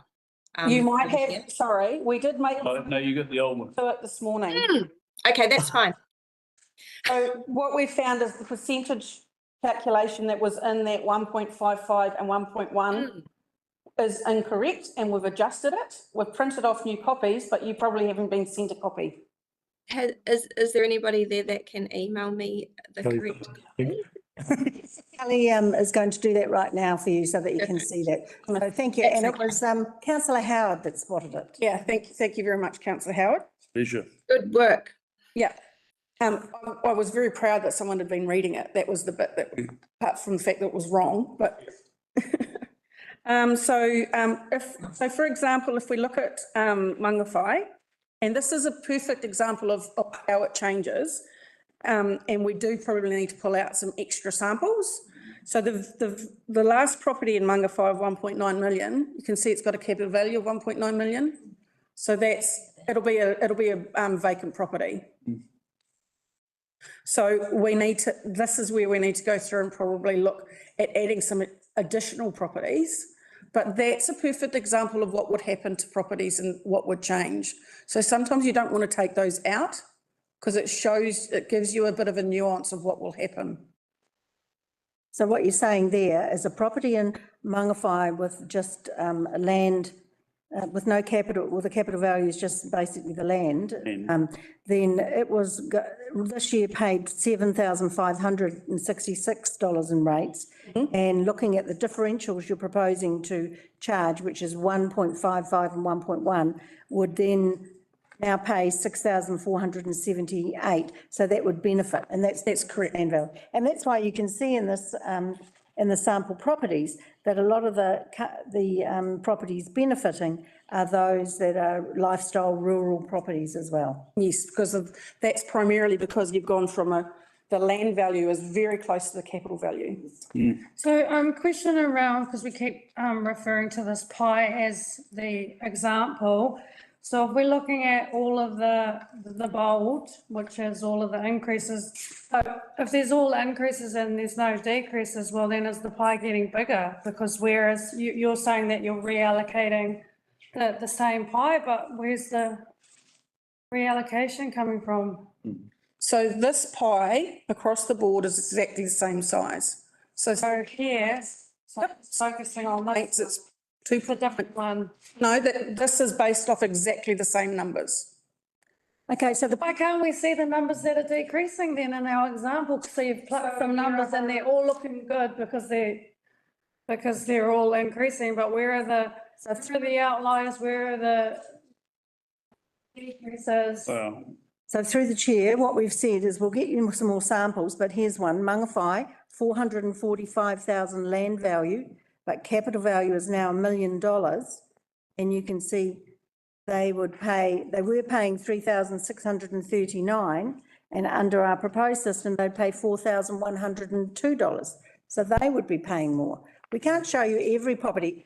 We have, Sorry, the bold ones, so where we land, the amounts per week, there's nothing that's decreasing. So we're only being given one. Amounts per week won't decrease because the amounts per week are taking the total divided by 52.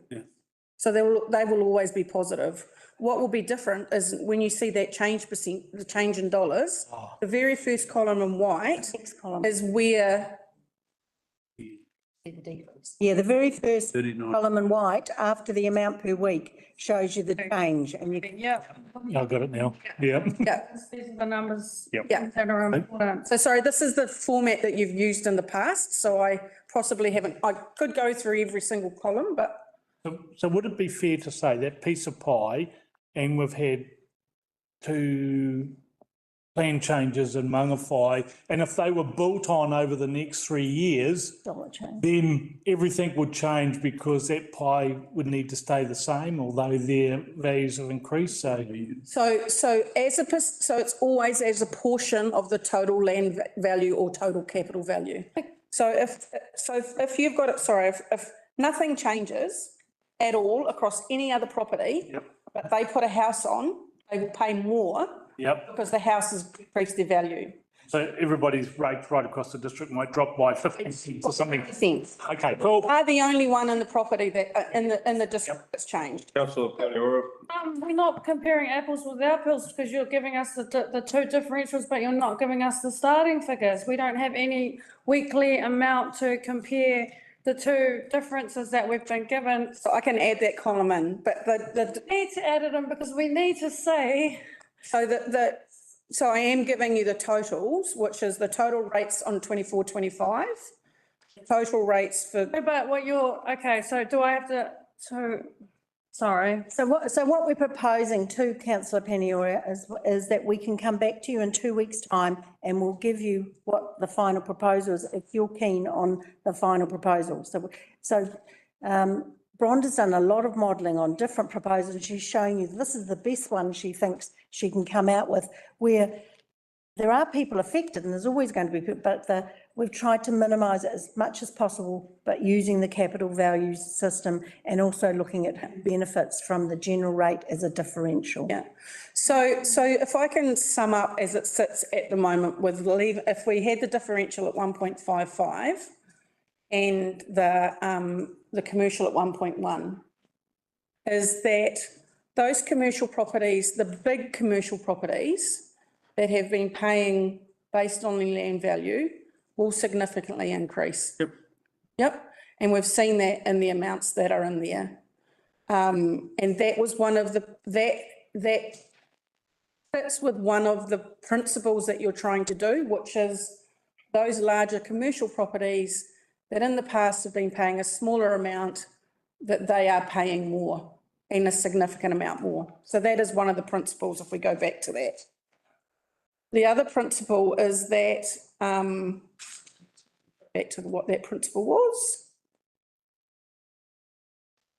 Can someone, there. Move to CV to ensure the larger commercial properties pay their fair share. Recognition of wealth and ability to pay is somewhat like the CV. So that's, you know, the CV somewhat. So we know that it's not a perfect process, but if, you know, you've got some wealth and the value of your property, there is a deemed or a, not causality, but there is a link between ability to pay. We're looking at the differentials on impact of going to CV has a large swing in commercial and residential if we leave the differentials as they are. And that at the moment, those larger residential properties that have got a significant value are the ones that pay the more.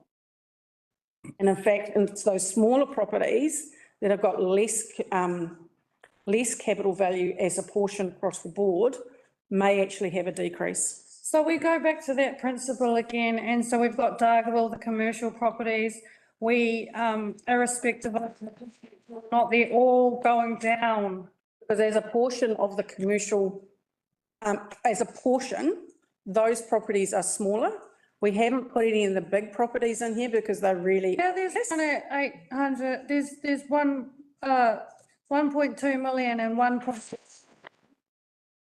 1.2 million dollar example is going down by 1,100.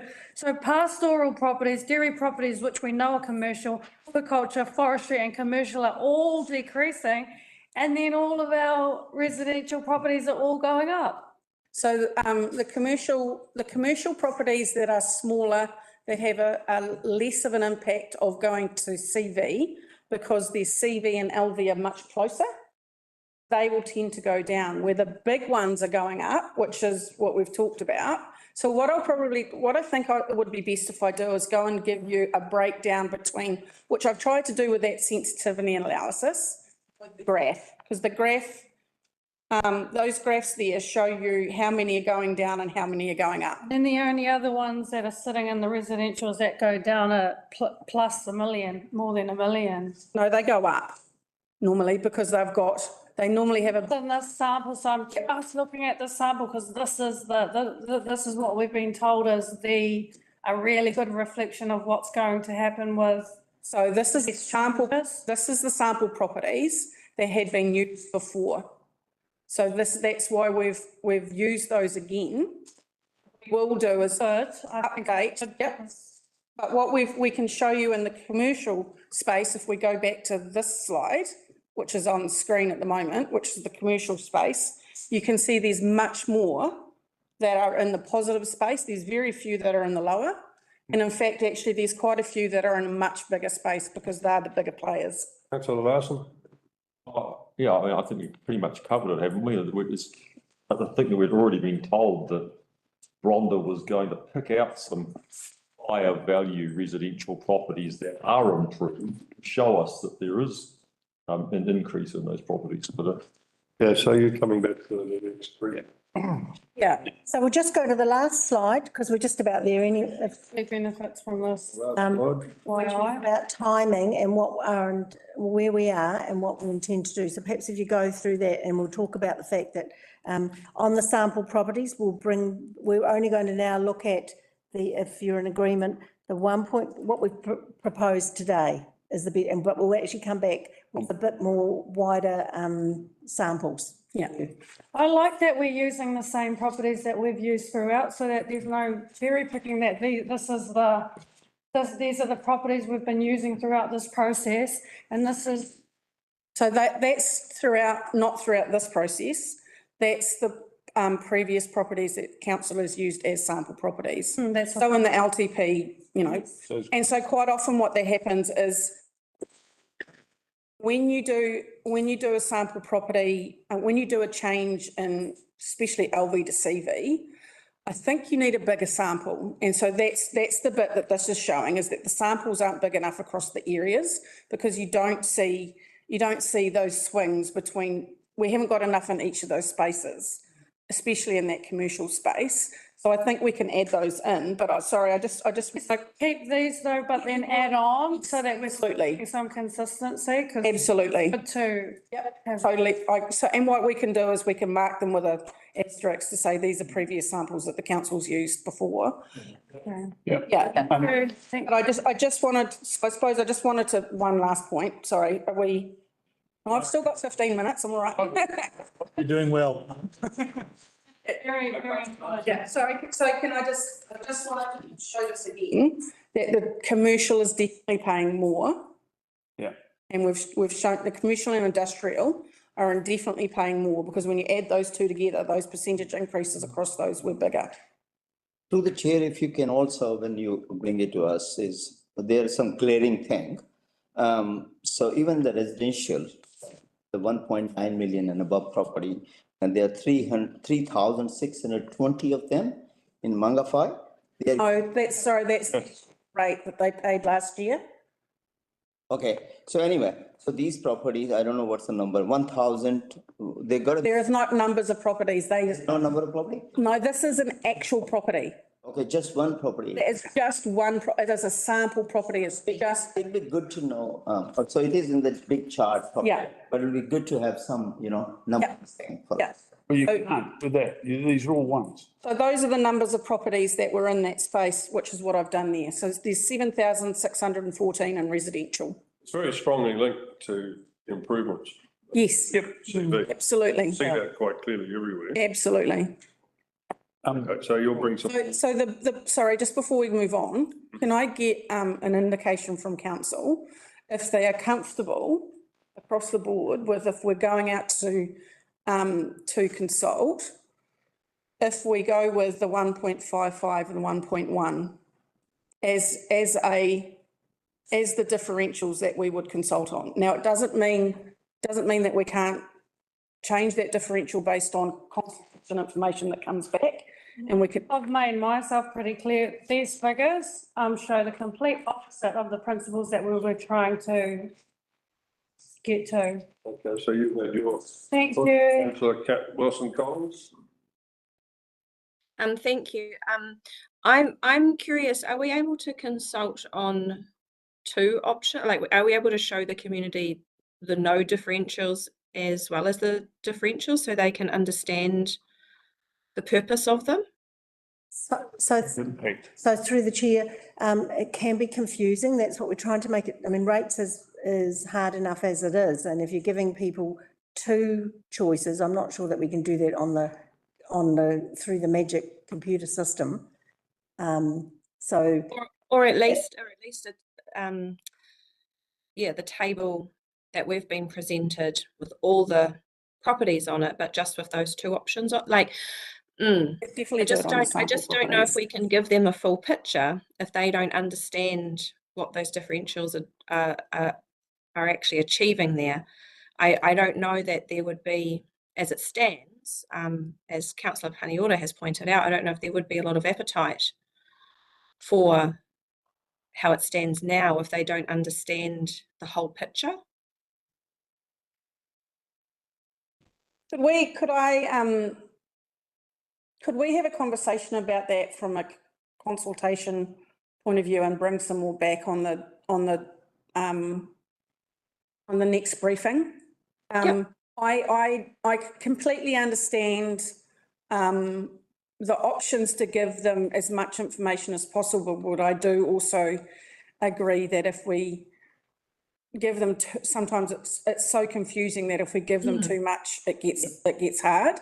So I just have to think, and talking with the comms team around what that might look like. I'm sorry, I'm thinking on my feet at the moment when I'm saying this, but I can come back to you about, and that's the next question we wanted to have was just around the comms process, so. Yeah, Because I that's guess, incredibly important as part of this. Okay, councillor and Larson. I guess I'm just, thinking It's a back to when we small did one, the consultation for the, putting the water as the same across the board. And when we provided consultation for that, we did show if we didn't do anything and if we did do it. So yeah, that was where I was coming from, and I appreciate you looking Okay. into that. Thank you. Yeah, so that had two options. Mm. Yeah. Yeah. So we would end up putting 3 or 4 on the table if we did as it stood at the moment versus if we didn't. So, yeah. Okay. No, I'm only suggesting the no differentials and the 1.5 and 1.1, not all the options you're presented to us today. No, so that would be 3 on the table because you'd show the Should we show Well, the you'd value? show the current, you'd show the change, and that's what we did. If we go back to the LTP consultation, not just this last time, but the one before, that is how it was presented. So if you Okay. put, so appreciate you looking into that. Thank you. Thank you, councillor Larson. Thank you, Your Worship. Yeah, I think definitely come back to us with how you might manage that comms. I think that councillor Wilson Collins makes a valid point that perhaps we do need to show our analysis a little bit. I'm not closed to only having one option in terms of differentials that we might consult on, but I just think it's really how we package that so that the summary is simple enough for people to digest, but that they can click through to more detail if they That's cool. Yeah. And you know, I certainly want to keep an open mind about this. I don't know what differentials we might land on if we do land on the middle, and it would be good to have a few options personally, I think, because we might find as we go through that we get greater clarity around which one's going to work best, and 1.5 might not be the right one. So I think this is a good process. I think we've got to get out to the community and keep an open mind as we go through this and see what sort of feedback we get. Thank you. Councillor Howard. Thank you, Mr Mayor. I concur with councillor Larson on that. And I mean, I was going to, if you like, put it back to you, Rhonda, is that, you know, you ask us if are we happy with the 1.55 and the 1.1? And I think that you've been through a rationale as to why they are preferred. The previous example being given when you went to 1.2, the changes were not really being reflected as we were seeking to have. So, I mean, I would still say that we may look at others, but we're taking your recommendation that 1.55 and 1.1. If you believe that they're the best that we could have right now, that's a strong guidance for us. I'm going to be a little careful here, because in fact, that's a decision of council. But we've got to understand. Yeah, what I've tried to do by doing the modelling that I've done is giving you the impacts of what those differentials are with 4 possible scenarios. And one was no differential, one was leaving the differentials as they are, one was a differential of 1.1 and 1.2, one was a differential of 1.55 and 1.1. Now, there is no reason that you don't land on something else when you come back to that, and we can, model what that might look like when you're actually making the deliberations and the decisions. That's absolutely a possibility. What I've tried to do is give you examples of what that would look like. So it's really the bit that I would say is going from LV to CV is never easy. There will always be people who pay more and people who pay less. I think the principles that you are trying to achieve by doing what you've done is shown in the 1.55 and the 1.1. That's probably as much information as I could, from the principles that you laid out at the beginning, which is those bigger wealth properties and those big commercial players that aren't paying that much and are now paying more, and as they should be, or as you think is appropriate. So I think the 1.55 and 1.1 does that. Okay, no, that's fine, and. It's a consultant way of giving you the answer. Well, I think that, yeah, that's the guidance, and the bigger issue we've got is, in fact, this insatiable march of increasing rates, which is still an impossible bastion that we can't smash down, and which is, to me, is the biggest worry we've got, and God knows how the hell we go about that. But I think that this is a way of starting to at least try to provide some balance, some better balance, some redistribution. And the way that I look at the figures, certainly on one of your bar charts, is that the great majority benefit. So that's a good start, is from my point of view. I would say the other thing is, just with these charts, we've missed off the details on industrial. Yes, that's at the bottom. So just if we can, because you're going to add some more. It was there. So we'll go to two, double-sided, I suspect. Okay, councillor O'Neill. Thank you, Mr. Mayor. Yeah, I think it's a good exercise, and it'll be great if we present to the constituents a comparison of, first of all, there is issue with the capital value. So we say zero capital value with zero differential. And then we say this is the proposed one. It gives a clear picture. As Councillor Howard mentioned, I think the worry, that's not your worry, it's our worry, to look at how we can actually have no rate increases or maybe less rate increases. But yeah, this is the way to go. I'm happy with that. Thank you. Okay, does anyone else want something to say? Councillor Williams, followed by Councillor Vincent. Thank you for taking us through this today. Obviously, it's really important for us to get our heads around it. I think it will be good to have some extra properties to look at, just to give us a bit more of a broader look at the swings and, like that. And again, and having real clarity when we go to date. And I think, like Councillor Vincent said, that tool that can actually show you that change would be really beneficial. Yeah, I've done some work with GIS before, so it'd be interesting to see how and what we can do that with as an option. Yeah. Okay, Councillor Vincent. Yeah, I have a problem in that my concern in terms of process is that we're not making a decision here today. So all I can say is I'm happy for you to carry on doing what you're doing. So yes, at the moment, it's not a decision, it's direction around the fact that you want to go out, and we would bring the adoption of the consultation is the first decision. The actual decision will be once you've done deliberations and you decide whether you're going to make the change to the revenue and financing policy. That's the decision point. The direction that you're giving us today is what we wanted to go out and consult on. So that's the direction that you're giving us. Thank you very much. So sorry, if I come back to this in a timing process. So have everyone's had a chance to, yeah, okay. So at the moment, we're looking at going out and consulting from the 1st of November to 15th.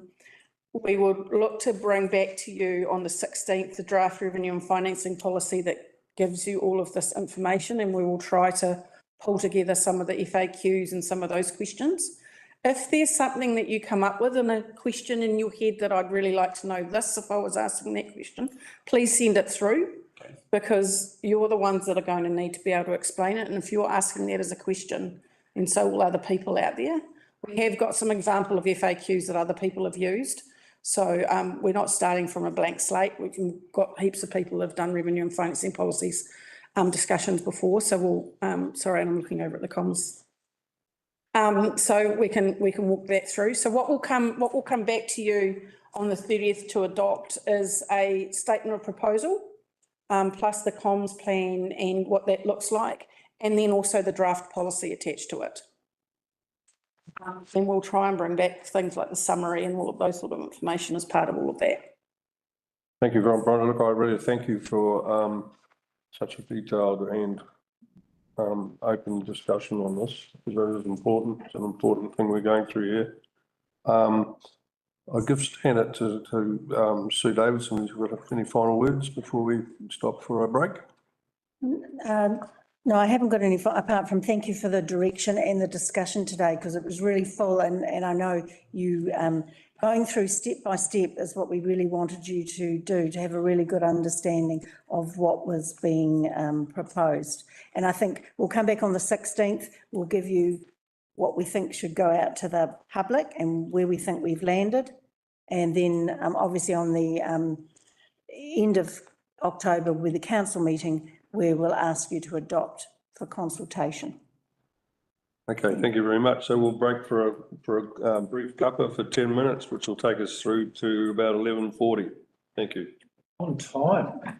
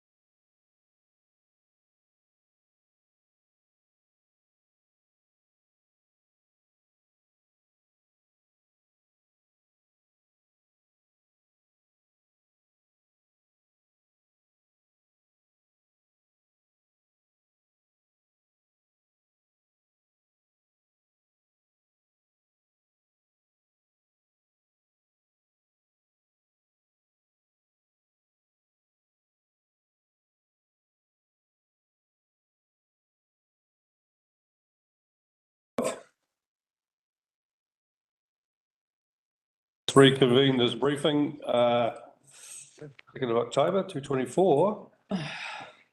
Annual report 223, 224, top line and draft. Thank you, Tracy, Dean and Ruby Mitchell. Well, thank you. Good morning, everyone. Now the annual report you saw it last year and it looked like this. You adopt it every year, reports back on the previous financial year. The one that we're processing at the moment is for the 1st of July 2023 to the 30th of June 2024, and that is year 3 of the previous LTP, not the new one that you've just adopted a couple of months ago. It is our official record, so it's important to capture all the good news, but also to explain anything that didn't get completed and why for our community. It's independently audited by the Office of the Auditor General, which is the process we're in right now. And it has been going on since earlier in the year. It's due to finish at the end of October, but we'll talk about that in a moment. Moving the slide. So the auditors have been on site since, off-site and on-site since earlier in the year. At the moment, we're processing part 2, the financials, which go through the Audit and Risk Committee as per their delegations. And today we're bringing you parts 1 and 2. Part 1 and 3. Part 1 is the introduction and part 3 is the performance measures from the activities.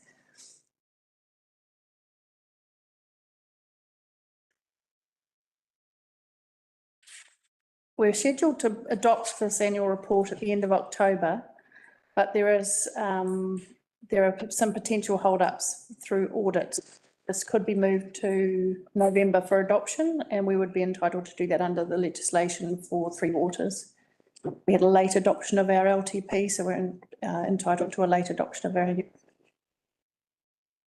So, one thing to note on these 2 parts today, 1 and 3, is that the information is still being audited and is subject to change. So don't hang up too much on the numbers. Those might alter through the financial audit. The performance measures that you can see in there at the moment are fairly stable through audit. So what we're looking for from you today is how we've covered all the topics and things that you would like the community to know about in part 1. Ruby's pulled out all the things that she thinks are top priorities, but if there's anything more you want to discuss in that front section in the introduction or draw attention to that's of interest to the community, or any of your pet projects, that's where you put them. This is your chance to brag as well as to explain. So Ruby will be interested in that and any other feedback. I'll start there, but I know there are a couple of questions that we've had from councillors which I can capture at when the time comes. But is there anything to feedback on part 1 with Ruby at this point? Councillor Vincent. Thank you, Mr. Mayor. Firstly, regarding the regulatory numbers, we've got the numbers of consents processed, but I wonder if people would be interested in the percentage of applications which are declined.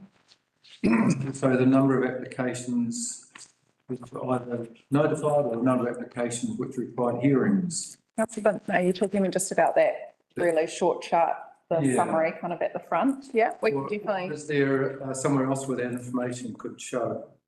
It will be in the performance. It will be further on in the document, won't it? I guess the part 1 is a bit of a summary and a highlight section. So if you think that that's something that's important, it will be of interest to people, we can definitely look to. In terms of us as a council being enabling or facilitating, the number of consents declined might be an interesting number. So that wouldn't be in part 3 because it's not a performance measure. So. No, I wouldn't want it to be a performance measure. And then I'm just going through the document on the page number. Yep. Page 10. Under planning for the future. I think you're, oh yeah.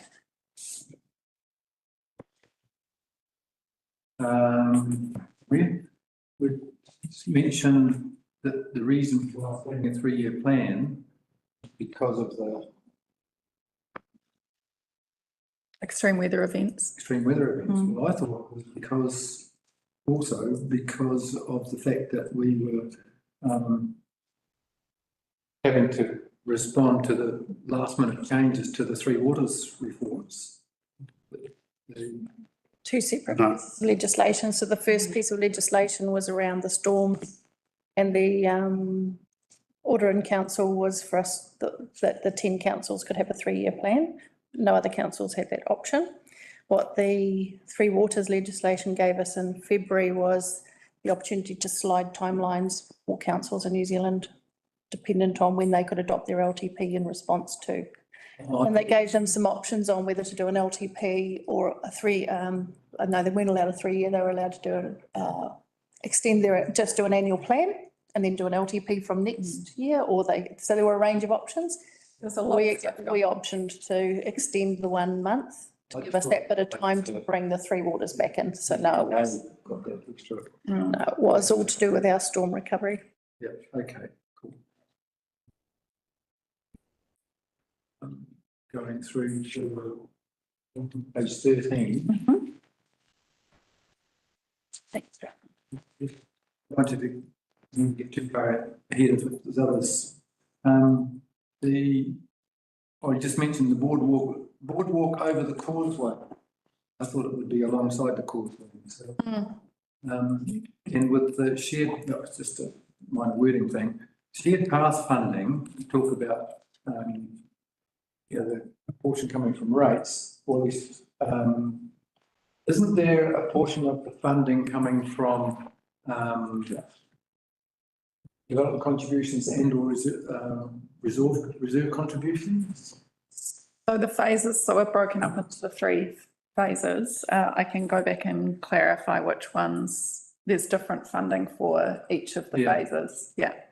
I just think it tells a slightly different story if we introduce that or have a general, like a sentence explaining that council share. For phase 3 specifically, do you mean? Yeah. Where it fits. Rather than it being a direct cost on ratepayers. Or at least clarify the extent to which it is a direct cost. Yeah. You'd ask them a lot. So there is a sentence over on page 14 that talks about the funding support that we got for the shared path. I can't find the sentence that you're talking about, that it's by rates. But through the chair, I understand what councillor Vincent's Okay. talking about. He's talking about financial contributions that will have contributed to that, which there has been in the past and this year. And also there is some fees. That's fine. We can add some more detail to the paragraph that's on the next page. It does have a bearing on the impact on the ratepayers. Then suggestion about with the photos that come in intermittently, could you have just a little label or something on the photo saying where it is or what it is? Yeah, we can. Some do, I think, some don't. But Yeah, we can look to put it outside the photo, because I think we're trying to meet some of the accessibility measures of text on photos is not ideal, but we will definitely, you're talking about a heading or a description for them. That's We just can a- definitely look at doing that, yeah. Just a suggestion. Thank you. I'm up to page 45 of that, so others might want to.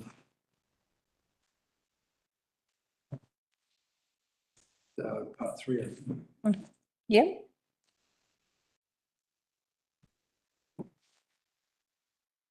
So do you, Page 45 of the document. did you want to stay on page part 1 first? Is there anyone else that had anything? Yep. Councillor Nail was first there. Thank you. Thanks, Mr. Mayor. I'll just have some comments. So page 19 for party toilet, page 21 for Northern Wairoa Annexi update. So when we are taking these documents, we are talking things which are historically pending. And you have mentioned the date of October 24, which we already did. Page 19 and page 1. I would like it to be up this, the lesser the better, because if we go with those things in the previous consultation and we are still not done, because a lot of people keep asking me what's happening. So maybe we'll have one updated. It can't be October because it's not happening. So those dates should be corrected, or at least some update on what's the issue now. Yeah. And it's going on to page 25. Hold the line. So you said Pahi Wharf, you wanted. Yeah, that was page 19, page 21 is not. Toilet, yeah, sorry. Okay, and what was the second topic? 21 was the NXC update. I think it says in October it was done, you know. It has been a long time. And then 25 page, I just have a question on. The Beach Road. Cool. Sorry, councillor. Page 20, which topic are you? There's no page 20. Sorry, okay, so you've said Pahi toilets. What was the next topic? Page 21, Northern Wairua NXC update. Great, thank you.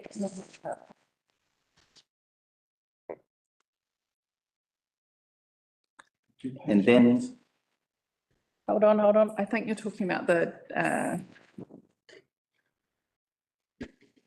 it's this.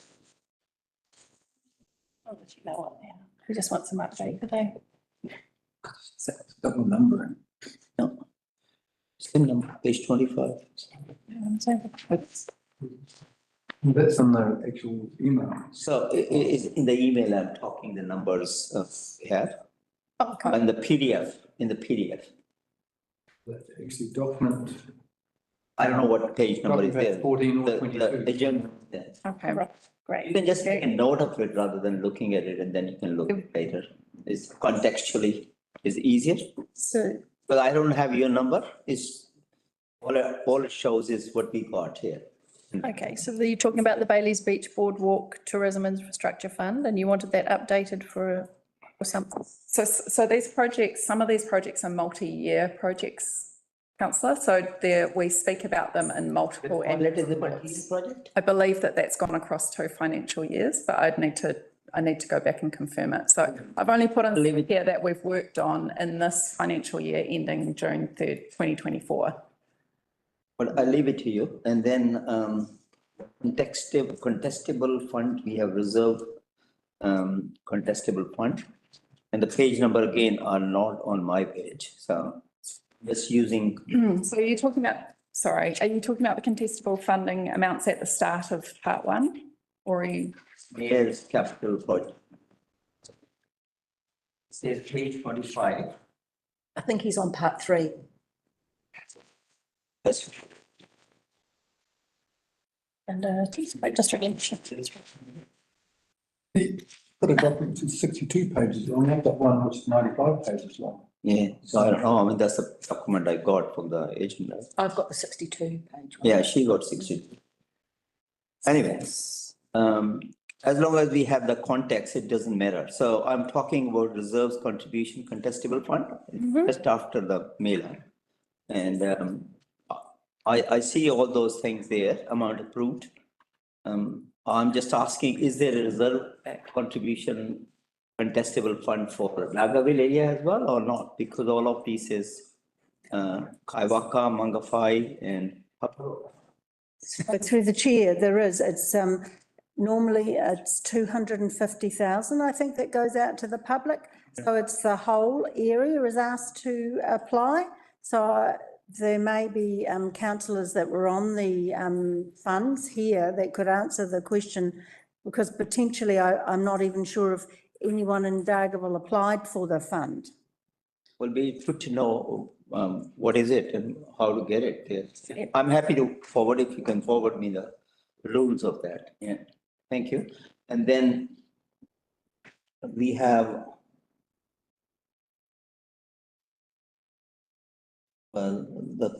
still there the reserves and 3 million on pensioner funds get funded.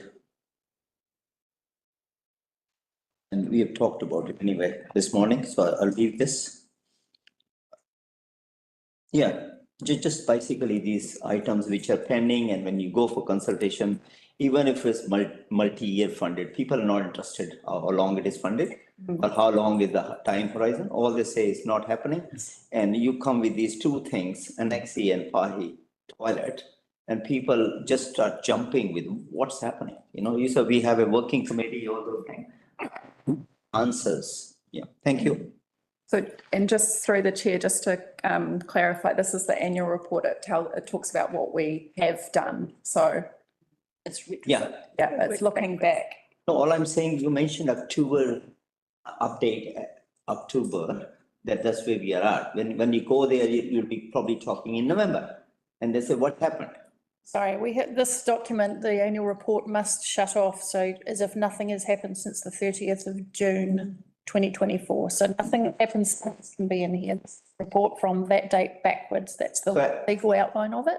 So we can't talk about anything that's happened since the 30th of June. We can only talk about what occurred inside that month, that year. That's my worry. As a constituent, you go with this document that nothing has happened for a year. What kind of questions are you gonna get asked?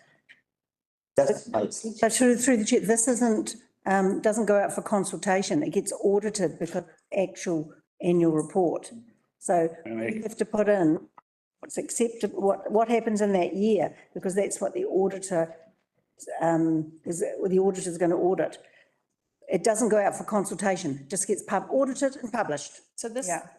I know you normally see me when I'm bringing you something that's forward thinking. This is not that thing. This is the thing that says, there's your accountability as a council of what we have done that we said we would do. So it's a legal timeline. So it's this time, this date to this date, and it can only talk about as if nothing's happened either side of that. But it can explain things in the way that, in this introduction, which is what we're working out. Okay, councillor. My feedback or comment just is that it doesn't make a happy reading when it goes to for the audit. Yeah, thank you. Councillor Paniora, followed by councillor Howard. Thank you through the chair. So my understanding of an annual review is that it reflects exactly what we set out to do in the annual plan. So page 22 of the annual plan said that council operates under two formal agreements with Mana Whenua. The council has a mana enhancing agreement with Te Roroa and a memorandum of understanding with Te Urioho. And in October 2020, agreed to establish the Māori ward in Kaipara to represent the district through. So those were the three very tangible things that we had set out to achieve or to continue to maintain in accordance with section 81 through to the year. When I go to the annual report, that is not included at all. So we still need to report on that, whether it's unfortunate or not, to the extent that that should be sitting in one of the lanes that says not achieved because all have been disestablished and terminated. In the next financial year. It's about a timing thing. At the 30th of June, everything was still in existence. It's since 30th of June that those things have altered. So I think it mentioned that something was in. There's nothing in the annual report. I'll No, check that so- because I'm sorry, I thought there was a section that outlined that. About,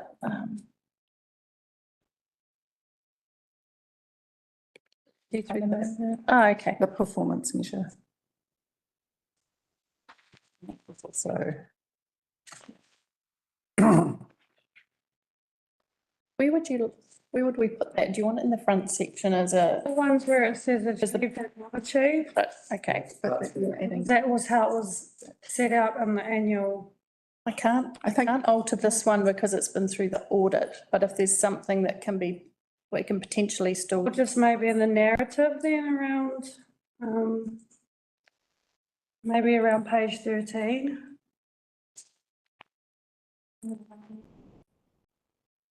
I don't know, I mean, I suppose those are projects, but Okay, we'll look into that for you, councillor, thank you. if there's something that can be. Councillor Howard. Mr Mayor, a couple of quick queries. On page, now, look, I'm sorry, I might have jumped ahead into other areas, but page 36 of the overall document, 33 of the annual plan, we talk about, sorry, the annual, well, there's only one thing we're talking about. We talk about governance and continued elected members performing well. It's pedantic perhaps, but we're saying, we've been cutesy, I think, with the numbers, and it looks better than it really is, but you're saying 3% more than the previous year on both those two counts. Now, in fact, that is 3% is dividing one percentage factor by another, which is not a normally given thing. We're dealing with percentages, so we've only just made the achieved factor 51% versus 50.47. As I say, being pedantic, but you don't normally go doing percentages of percentages, i.e. the 3% relates effectively to the 50.47% over the 49. All right, councillor, and it's not a simple, straightforward measure to do, but that's what was established when the LTP was set last time. This is on the previous LTP and the council council chooses them. I believe you've just done exactly the same thing for your next LTP and your measure in here, so you've got the same thing happening. Okay, well, It is something that the next council and the next LTP could consider how they would want that measured. For consistency, it's been done the same for a while. So, I mean, obviously this one has to be done exactly as per the LTP is. Okay, it's fine. And I think It's really about trends. Yeah. Isn't it? Yeah. You know, so you can see now that it's trending in the correct direction. I think I had noted it previously, you know, the one other time that we've had to do one of these. The two other points that I would make, and again, they might be totally out of point at the moment, but I think two significant achievements that we've done this year on the Ringify wastewater, the indent system, getting that in very efficiently, and I think we should be singing that from the highest steeple we can. So I'd really like to see something good and positive on that. And I think that the other significant thing we've done, and doesn't seem to be there under transportation, is reviewed the whole structure, operational structure of the NTA. No, what's my word? I don't want to be abrasive, but you know, NTA is no longer in existence. We've taken it in-house. We've moved positively with a new, and I think it may not have happened before the June 30th. Made before it happened. The decision was, we've got a new contractor and we are engaging with local contractors to make it happen. So I think that they are significant points that we should be talking about. We can include some narrative around the process that. Yeah, I mean. Point up to that, yeah. Yep, that'd be good. And I'll, if there's anything else I can think of, I'll let you know. Was the Indian system up and running by June 30? Oh, yeah, that was up and running by February. Okay. It should be in the front end. That should be front and centre.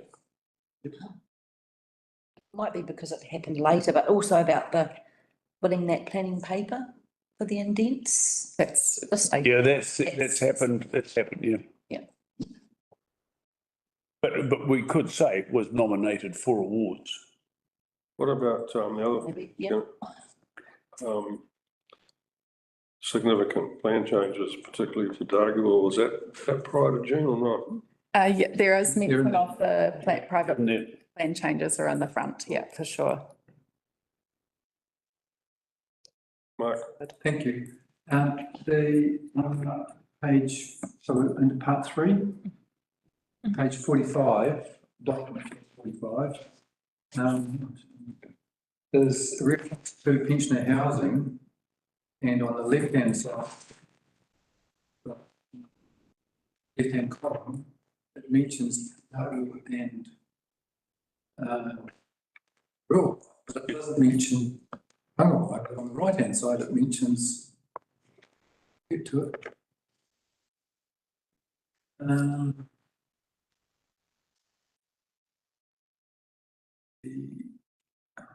The housing, come on, next page.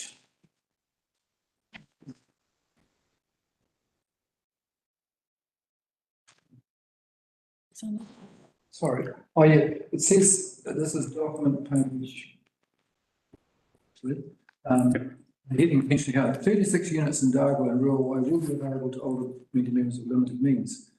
I would have thought there'd be a mention about the existing Mangawhai units. And then on the right-hand side, it says, you know, upgrades to the Mangawhai units have been approved by council and are in progress. So it seems there's a gap there. Yeah, there's a gap. So the problem is that the left-hand side is word for word out of the LTP as a thing that we said we will do. So the right-hand side, we're responding to that, but we thought the community might be interested in Mangawhai, so we put the extra sentence in. But the left-hand one literally only speaks about. Didn't we, as part of the long-term plan or the annual plan, agree to retain pensioner housing in Mangawhai? Okay, so hold the line because we're not talking about your LTP. We're reporting backwards on year 3 of the previous LTP, and that wording on the left is exactly. However, and unfortunately, we can't do a lot with the wording in part 3 because it's going through audit as it is. But I can mention it and see if it would be an issue, but it. Well, I mean, I think that it certainly happened in the Could it be in the front? Well, in the 2022-23 year was when we actually. Previous year. That's the last LT annual report, not this current annual report that we're doing. Councillor Howard, there is acknowledgement of it on the right-hand side in that performance measure that Councillor Vincent was bringing around the upgrades to the units, Mangawhai. I agree with Councillor Vincent that, you know, it for whatever reasons, it doesn't sensibly show the whole picture. No, on the left side, that's all.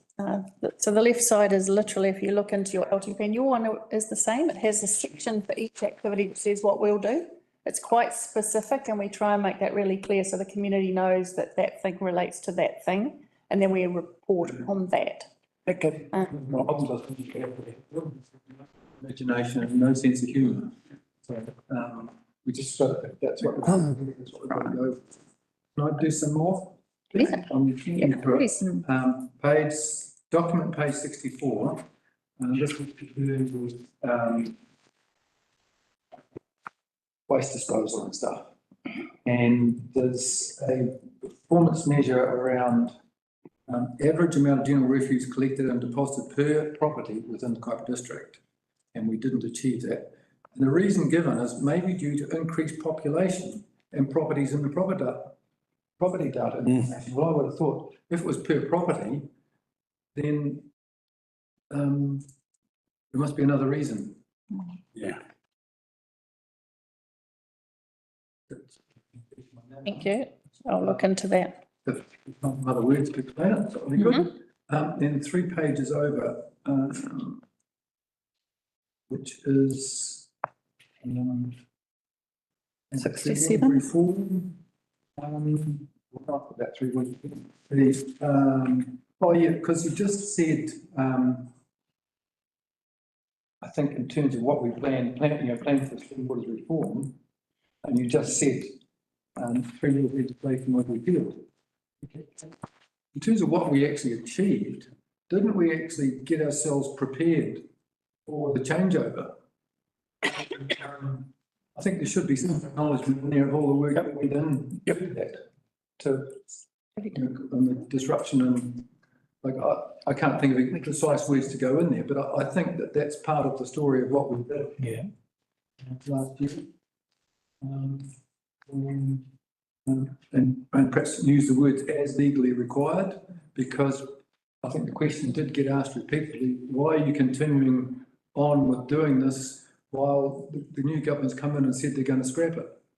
So I think, yeah, we should. Yeah, I agree. We had quite a fractured year dealing with issues that we didn't really, didn't come to any fruition at all. Yeah. The other one, of course, was the speed. Yeah, yeah. One big circle. And waste of money. Oh, could have been worse. Could have been a lot worse.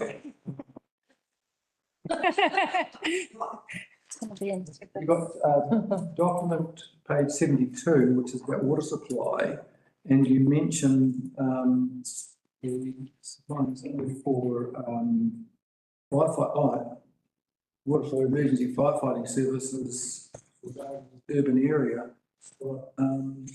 I would have thought that the same applied to Mangaroa and rural. So,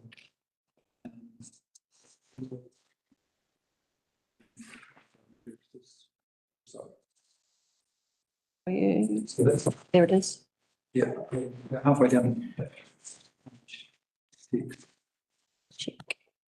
Yeah, just to check. And then I think I had a question which I've circulated before the meeting. Yes. Someone might have an answer about whether there has been any, it's really not an annual report, although there could be some text that you put in there, it's a good news story. But there has been a noticeable reduction in the loss of water in Mangaroa as a result of replacing the main. And I can confirm that. So the question Councillor Vincent asked was there any noticeable reduction from the water loss from Mangaroa's water supply following the installation of the replacement water main? Yes, there was a considerable difference. It's now producing 14 to 15 cubic metres over 3 hours compared to 18 to 20 cubic metres previously. So that may be worth noting. That's me, thank you. That's Yeah, just going back to a couple of things there. The direction we've taken with the campsites, was that in this last financial year? It was a success. Up to lease, yeah. Yeah. I'm just wondering if that should be mentioned. And once again, going on about that speed review, under considerable pressure, we as a council collectively decided to wait on that. And I think, you know, not necessarily saying it, but there was hints of legal action be taken against us. But that saving was quite significant. I think it was around about $850,000 worth of road signs that we saved. And I'm just wondering whether that's worthy of mention. You know, it was a very, very serious and gutsy decision by us.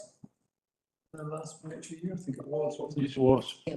Oh, No, yeah, no, it was, yeah. So, you know, that yeah. Well, Was it? Well, it could only have been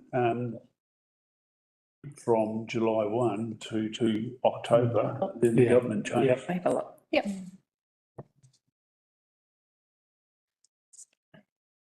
Any other? Amongst all the other things, storms. Councillor Howard. Mr Mayor, one last little one from me, and look, it might be too much detail, but page 68, I think it is, performance measures wastewater. We've got the coming on 9 overflows throughout the year expressed per 100,000 wastewater connections, per 1,000 wastewater connections. Should we detail where those overflows were? We don't normally. Okay, well, I mean, I'm certainly, that was news to me that we'd had 9 overflows and I had no idea. So, I mean, is it something that, I mean, nobody wants to talk about them, obviously, but is it something that we just keep totally under the mat about where they happen? I think we have operational shortfalls in all sorts of places, I don't think.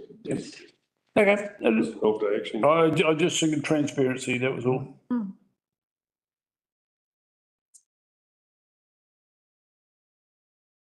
The only reason that measure's written that way this time is just for consistency across. It doesn't mean that can't be a bit more, so I'll ask.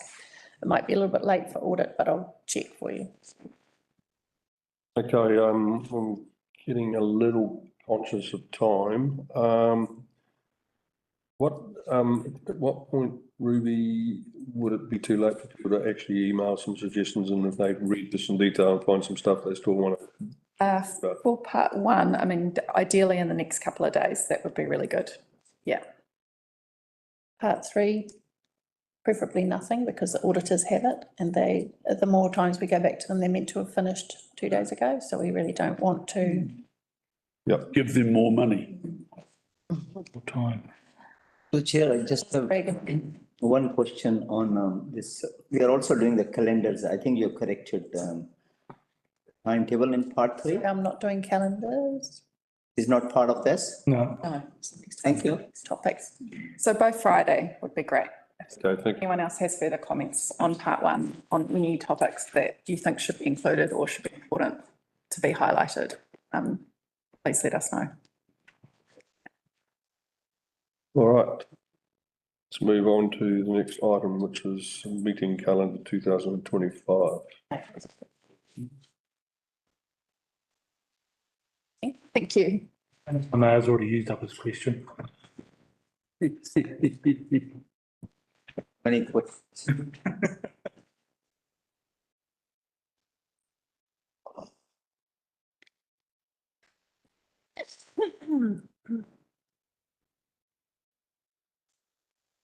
Good afternoon. I will take my report as read. So what we've got here is the draft of the meeting calendar for next year. All of the chairs of each committees have been emailed and asked questions and feedback regarding their dates.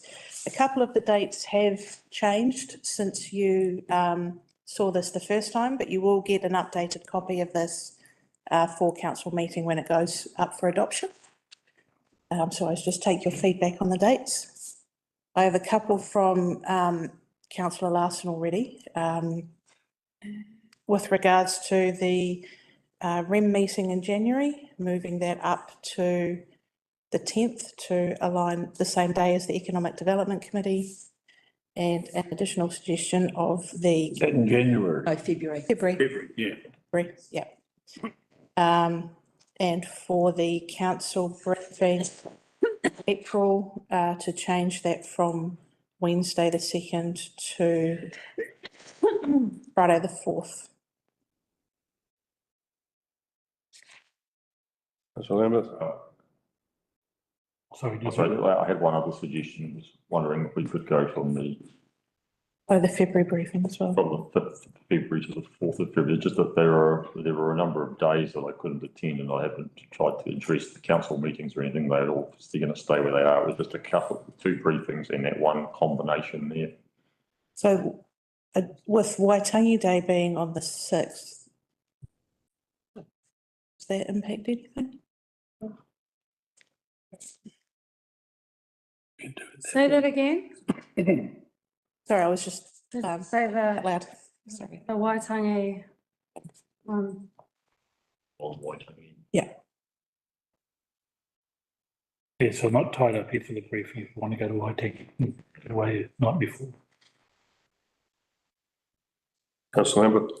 So I've got one thing about this Good Friday, Easter Monday, Anzac Day. It's almost become an unofficial autumn holiday now, and we've got elected member development day right in the middle, and I just wonder how much buy-in we're going to have if we do that.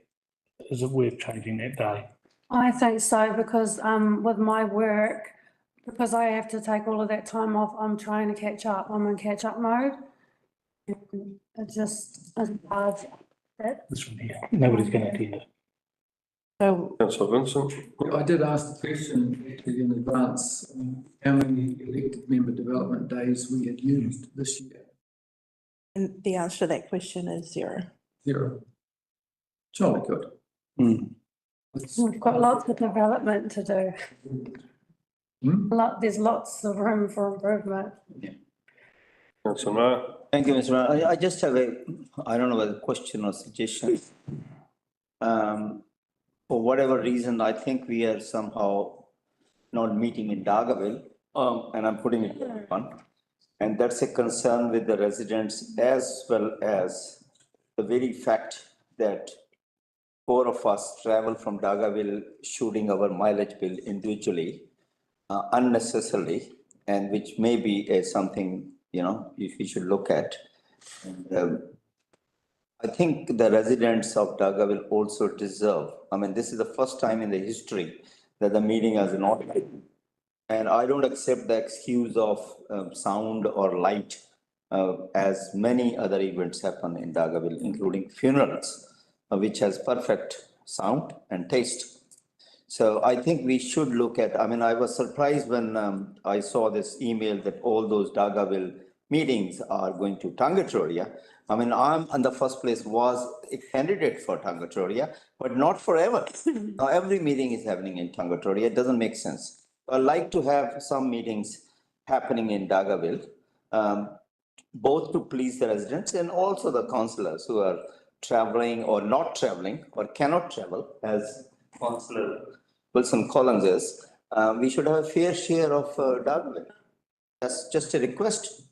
Obviously, I don't have the numbers, so I cannot say much on it. No, we shouldn't have to have numbers for it. We're one of the major centres for this district, and we haven't had a meeting in Dargaville for a long time. I didn't realise it was acoustics. I thought that there was conflicts with the bookings or something, but if it's just acoustics, then we just need to be a bit more mindful of making sure we attend in person. If it's because online people can't hear, then that's once in, every couple of months that we would have one in Dargaville where people need to just make an effort to attend in person. Thank you. Yeah, on that subject, I didn't see too much wrong with Sportsville myself, for Dargaville, but I should also put in a bid for the actual centre of the.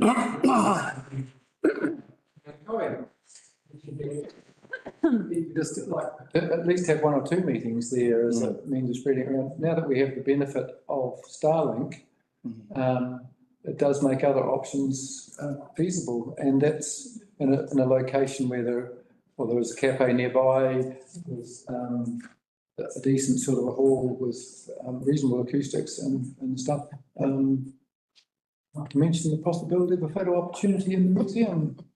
Totally agree. Yeah, look, I take note of that and we'll have a look at. I think sometime back you were talking about having a traditional dress-up meeting. Yeah, like around the. This would give. Pulling Mickey Mouse out. Give Matakei Museum some publicity. Yeah, okay. So have a look at it.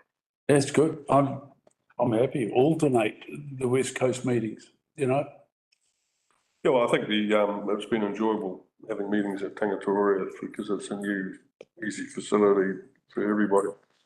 But, I take note of what Ash is saying. I think it's be good to have, a meeting in Dargaville and mix it up.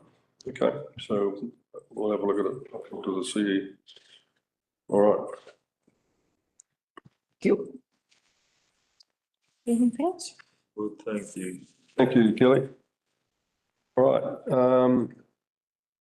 are we on time? A little bit behind, but we've got Kaipara District Council Organisation Transition Program. Is Sarah online? Is there an attachment to it? Is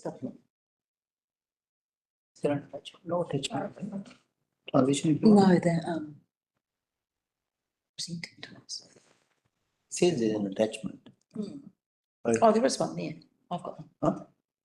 It's on. No, this one is nothing. Click on that one. There you go. Nothing.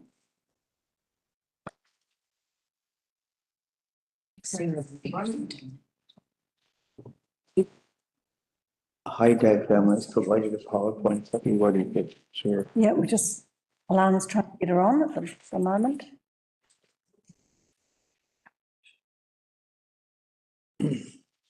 Is there an attachment on it? There's no attachment.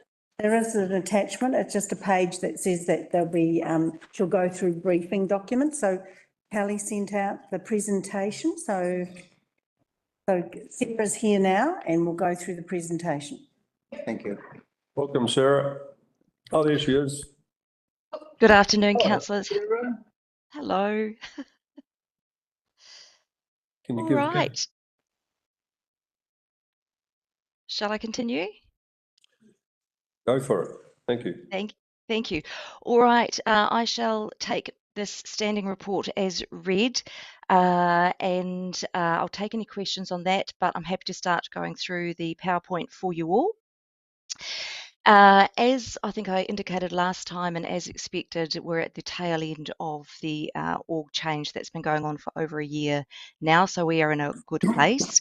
As you can see on this first slide, the section A, this is about the KDC substantive organisational change, and you can see there what we were doing last month and what is to come up in this month of October. The review of the phase 3 review has been completed across all the areas that we committed to at the time.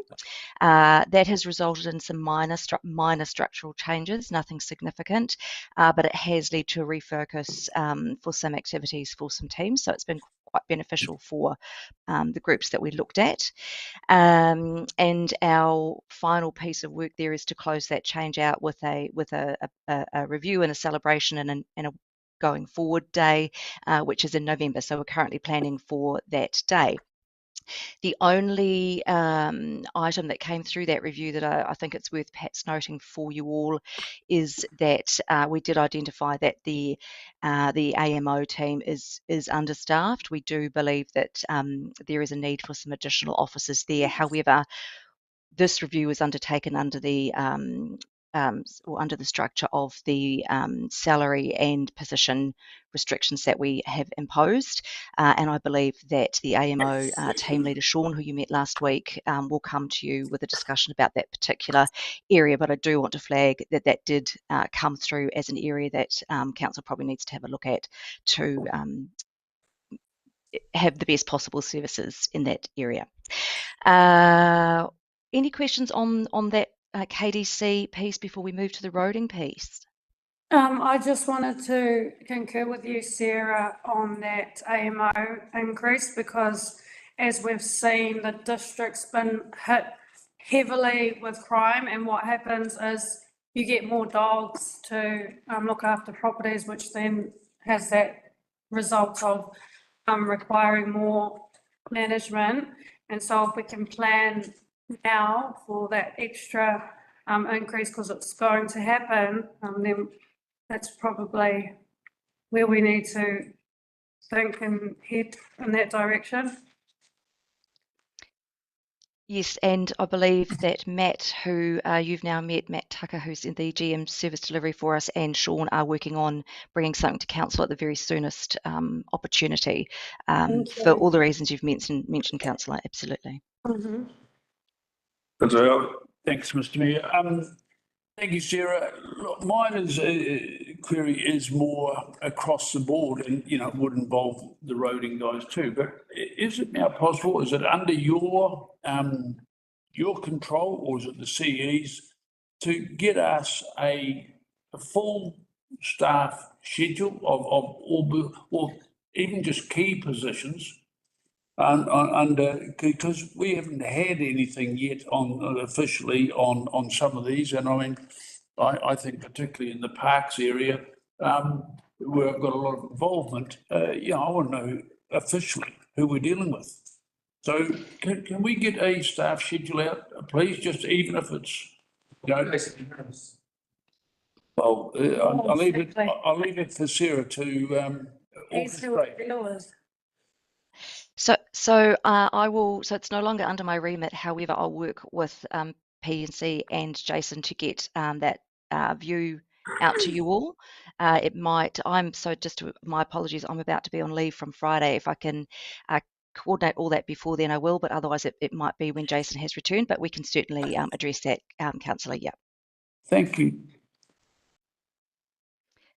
Further questions? Any other? The chair, it's just one question, Sarah. First of all, congratulations for the new role you got. Thank you. Maybe you're happy that you're going out there. But just very on, we did the whole transition thing and we did it well. And we perceived some savings. Have you seen that? So yes, Councillor, the answer is yes. We reduced the salary budget by, I believe, and I'm going to get this number slightly wrong, about $1.5 million. So those savings are already rolling in through the financial management for this financial year. We flagged that we would look for additional savings. The review that we've undertaken so far are not identifying specific savings this financial year, but that review may not be complete. We're only into early days in October. So in terms of planned savings, yes, they are in play. In terms of additional savings, TBC. Thank you. Questions? Thank you, Sarah. Oh, just one more slide. I'll just talk quickly about the roading team. And again, that's right. And again, we're at the tail end. A lot of the activities are about embedding that new integrated team and just sort of getting going with business. So main update there is that we have 2 vacancies outstanding that we're still recruiting for, particular key ones being the manager for roading. We have interviewed several candidates, but we have not yet identified a successful candidate. We will be beginning that recruitment again this month, and also we will be beginning a recruitment campaign for the asset management position. So there'll be 2 big positions that will be underway very shortly in that space. And apart from that, Downer have their office set up in Dargaville, which is lovely, and we are encouraging our roading staff to spend time with Downer. And as I said, just getting into BAU. So again, not a lot to report here, but that is exactly as it should be. But I will absolutely take any questions on the roading team as well. Any questions on the roading? Thank you, Sarah. Thank you, everybody. I'll just have a quick question. In terms of the recruitment campaigns that are in play, how are you finding with particularly interested in our local contractors? Is that those targets, are we seeing those, or are we finding there's a mismatch there with the skills that we need in the district, or is it too early to make any assumptions or any conclusions? So there's two parts to that. One is where we are recruiting for staff positions, and we're finding actually that the market for an employer is quite good at the moment, and we are finding options within the district. They're a little more rare if you're looking for something like a roading manager. However, we always we usually have a couple of people that put their hand up, and it's just about working out whether that's exactly right for us from a staffing perspective. In terms of the roading contract itself, and I'm sure at some point Downer or Matt will give you an update, that's where we said we'll use local contractors as much as possible. That fits out of my remit, so I can't comment on that particular piece. Thank you. Yeah, further questions? Thank you, Sarah. You're the last. I was just watching that photo behind you. It reminds me of how smart you are, because the lift was going all the way to the top. And my halo. Can you see my halo? There are. There it goes. So just... There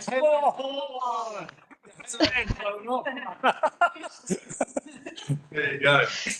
All right. Your halo flying. Yeah, Sarah, I just wanted to quickly say that it's been awesome working with you. You're always, one of those staff that has stood out for me, and it's been unfortunate that we couldn't retain you, but all the best on your way to your next adventure. Thank you, Councillor. It has actually been a pleasure. Awesome. When do you actually finish? I start with the other council on the 18th of November. However, I'm just working with the Mayor and Jason on still supporting Kaipara with the R&D committees, seeing as we have a really good group and a really good way of rolling with that committee. So I'm looking forward to potentially maintaining my links with you all. Well, that's good then. I'm positive. Thank you. Thank you all. Thank you, Sarah. Bye-bye, everybody. Bye. Yeah.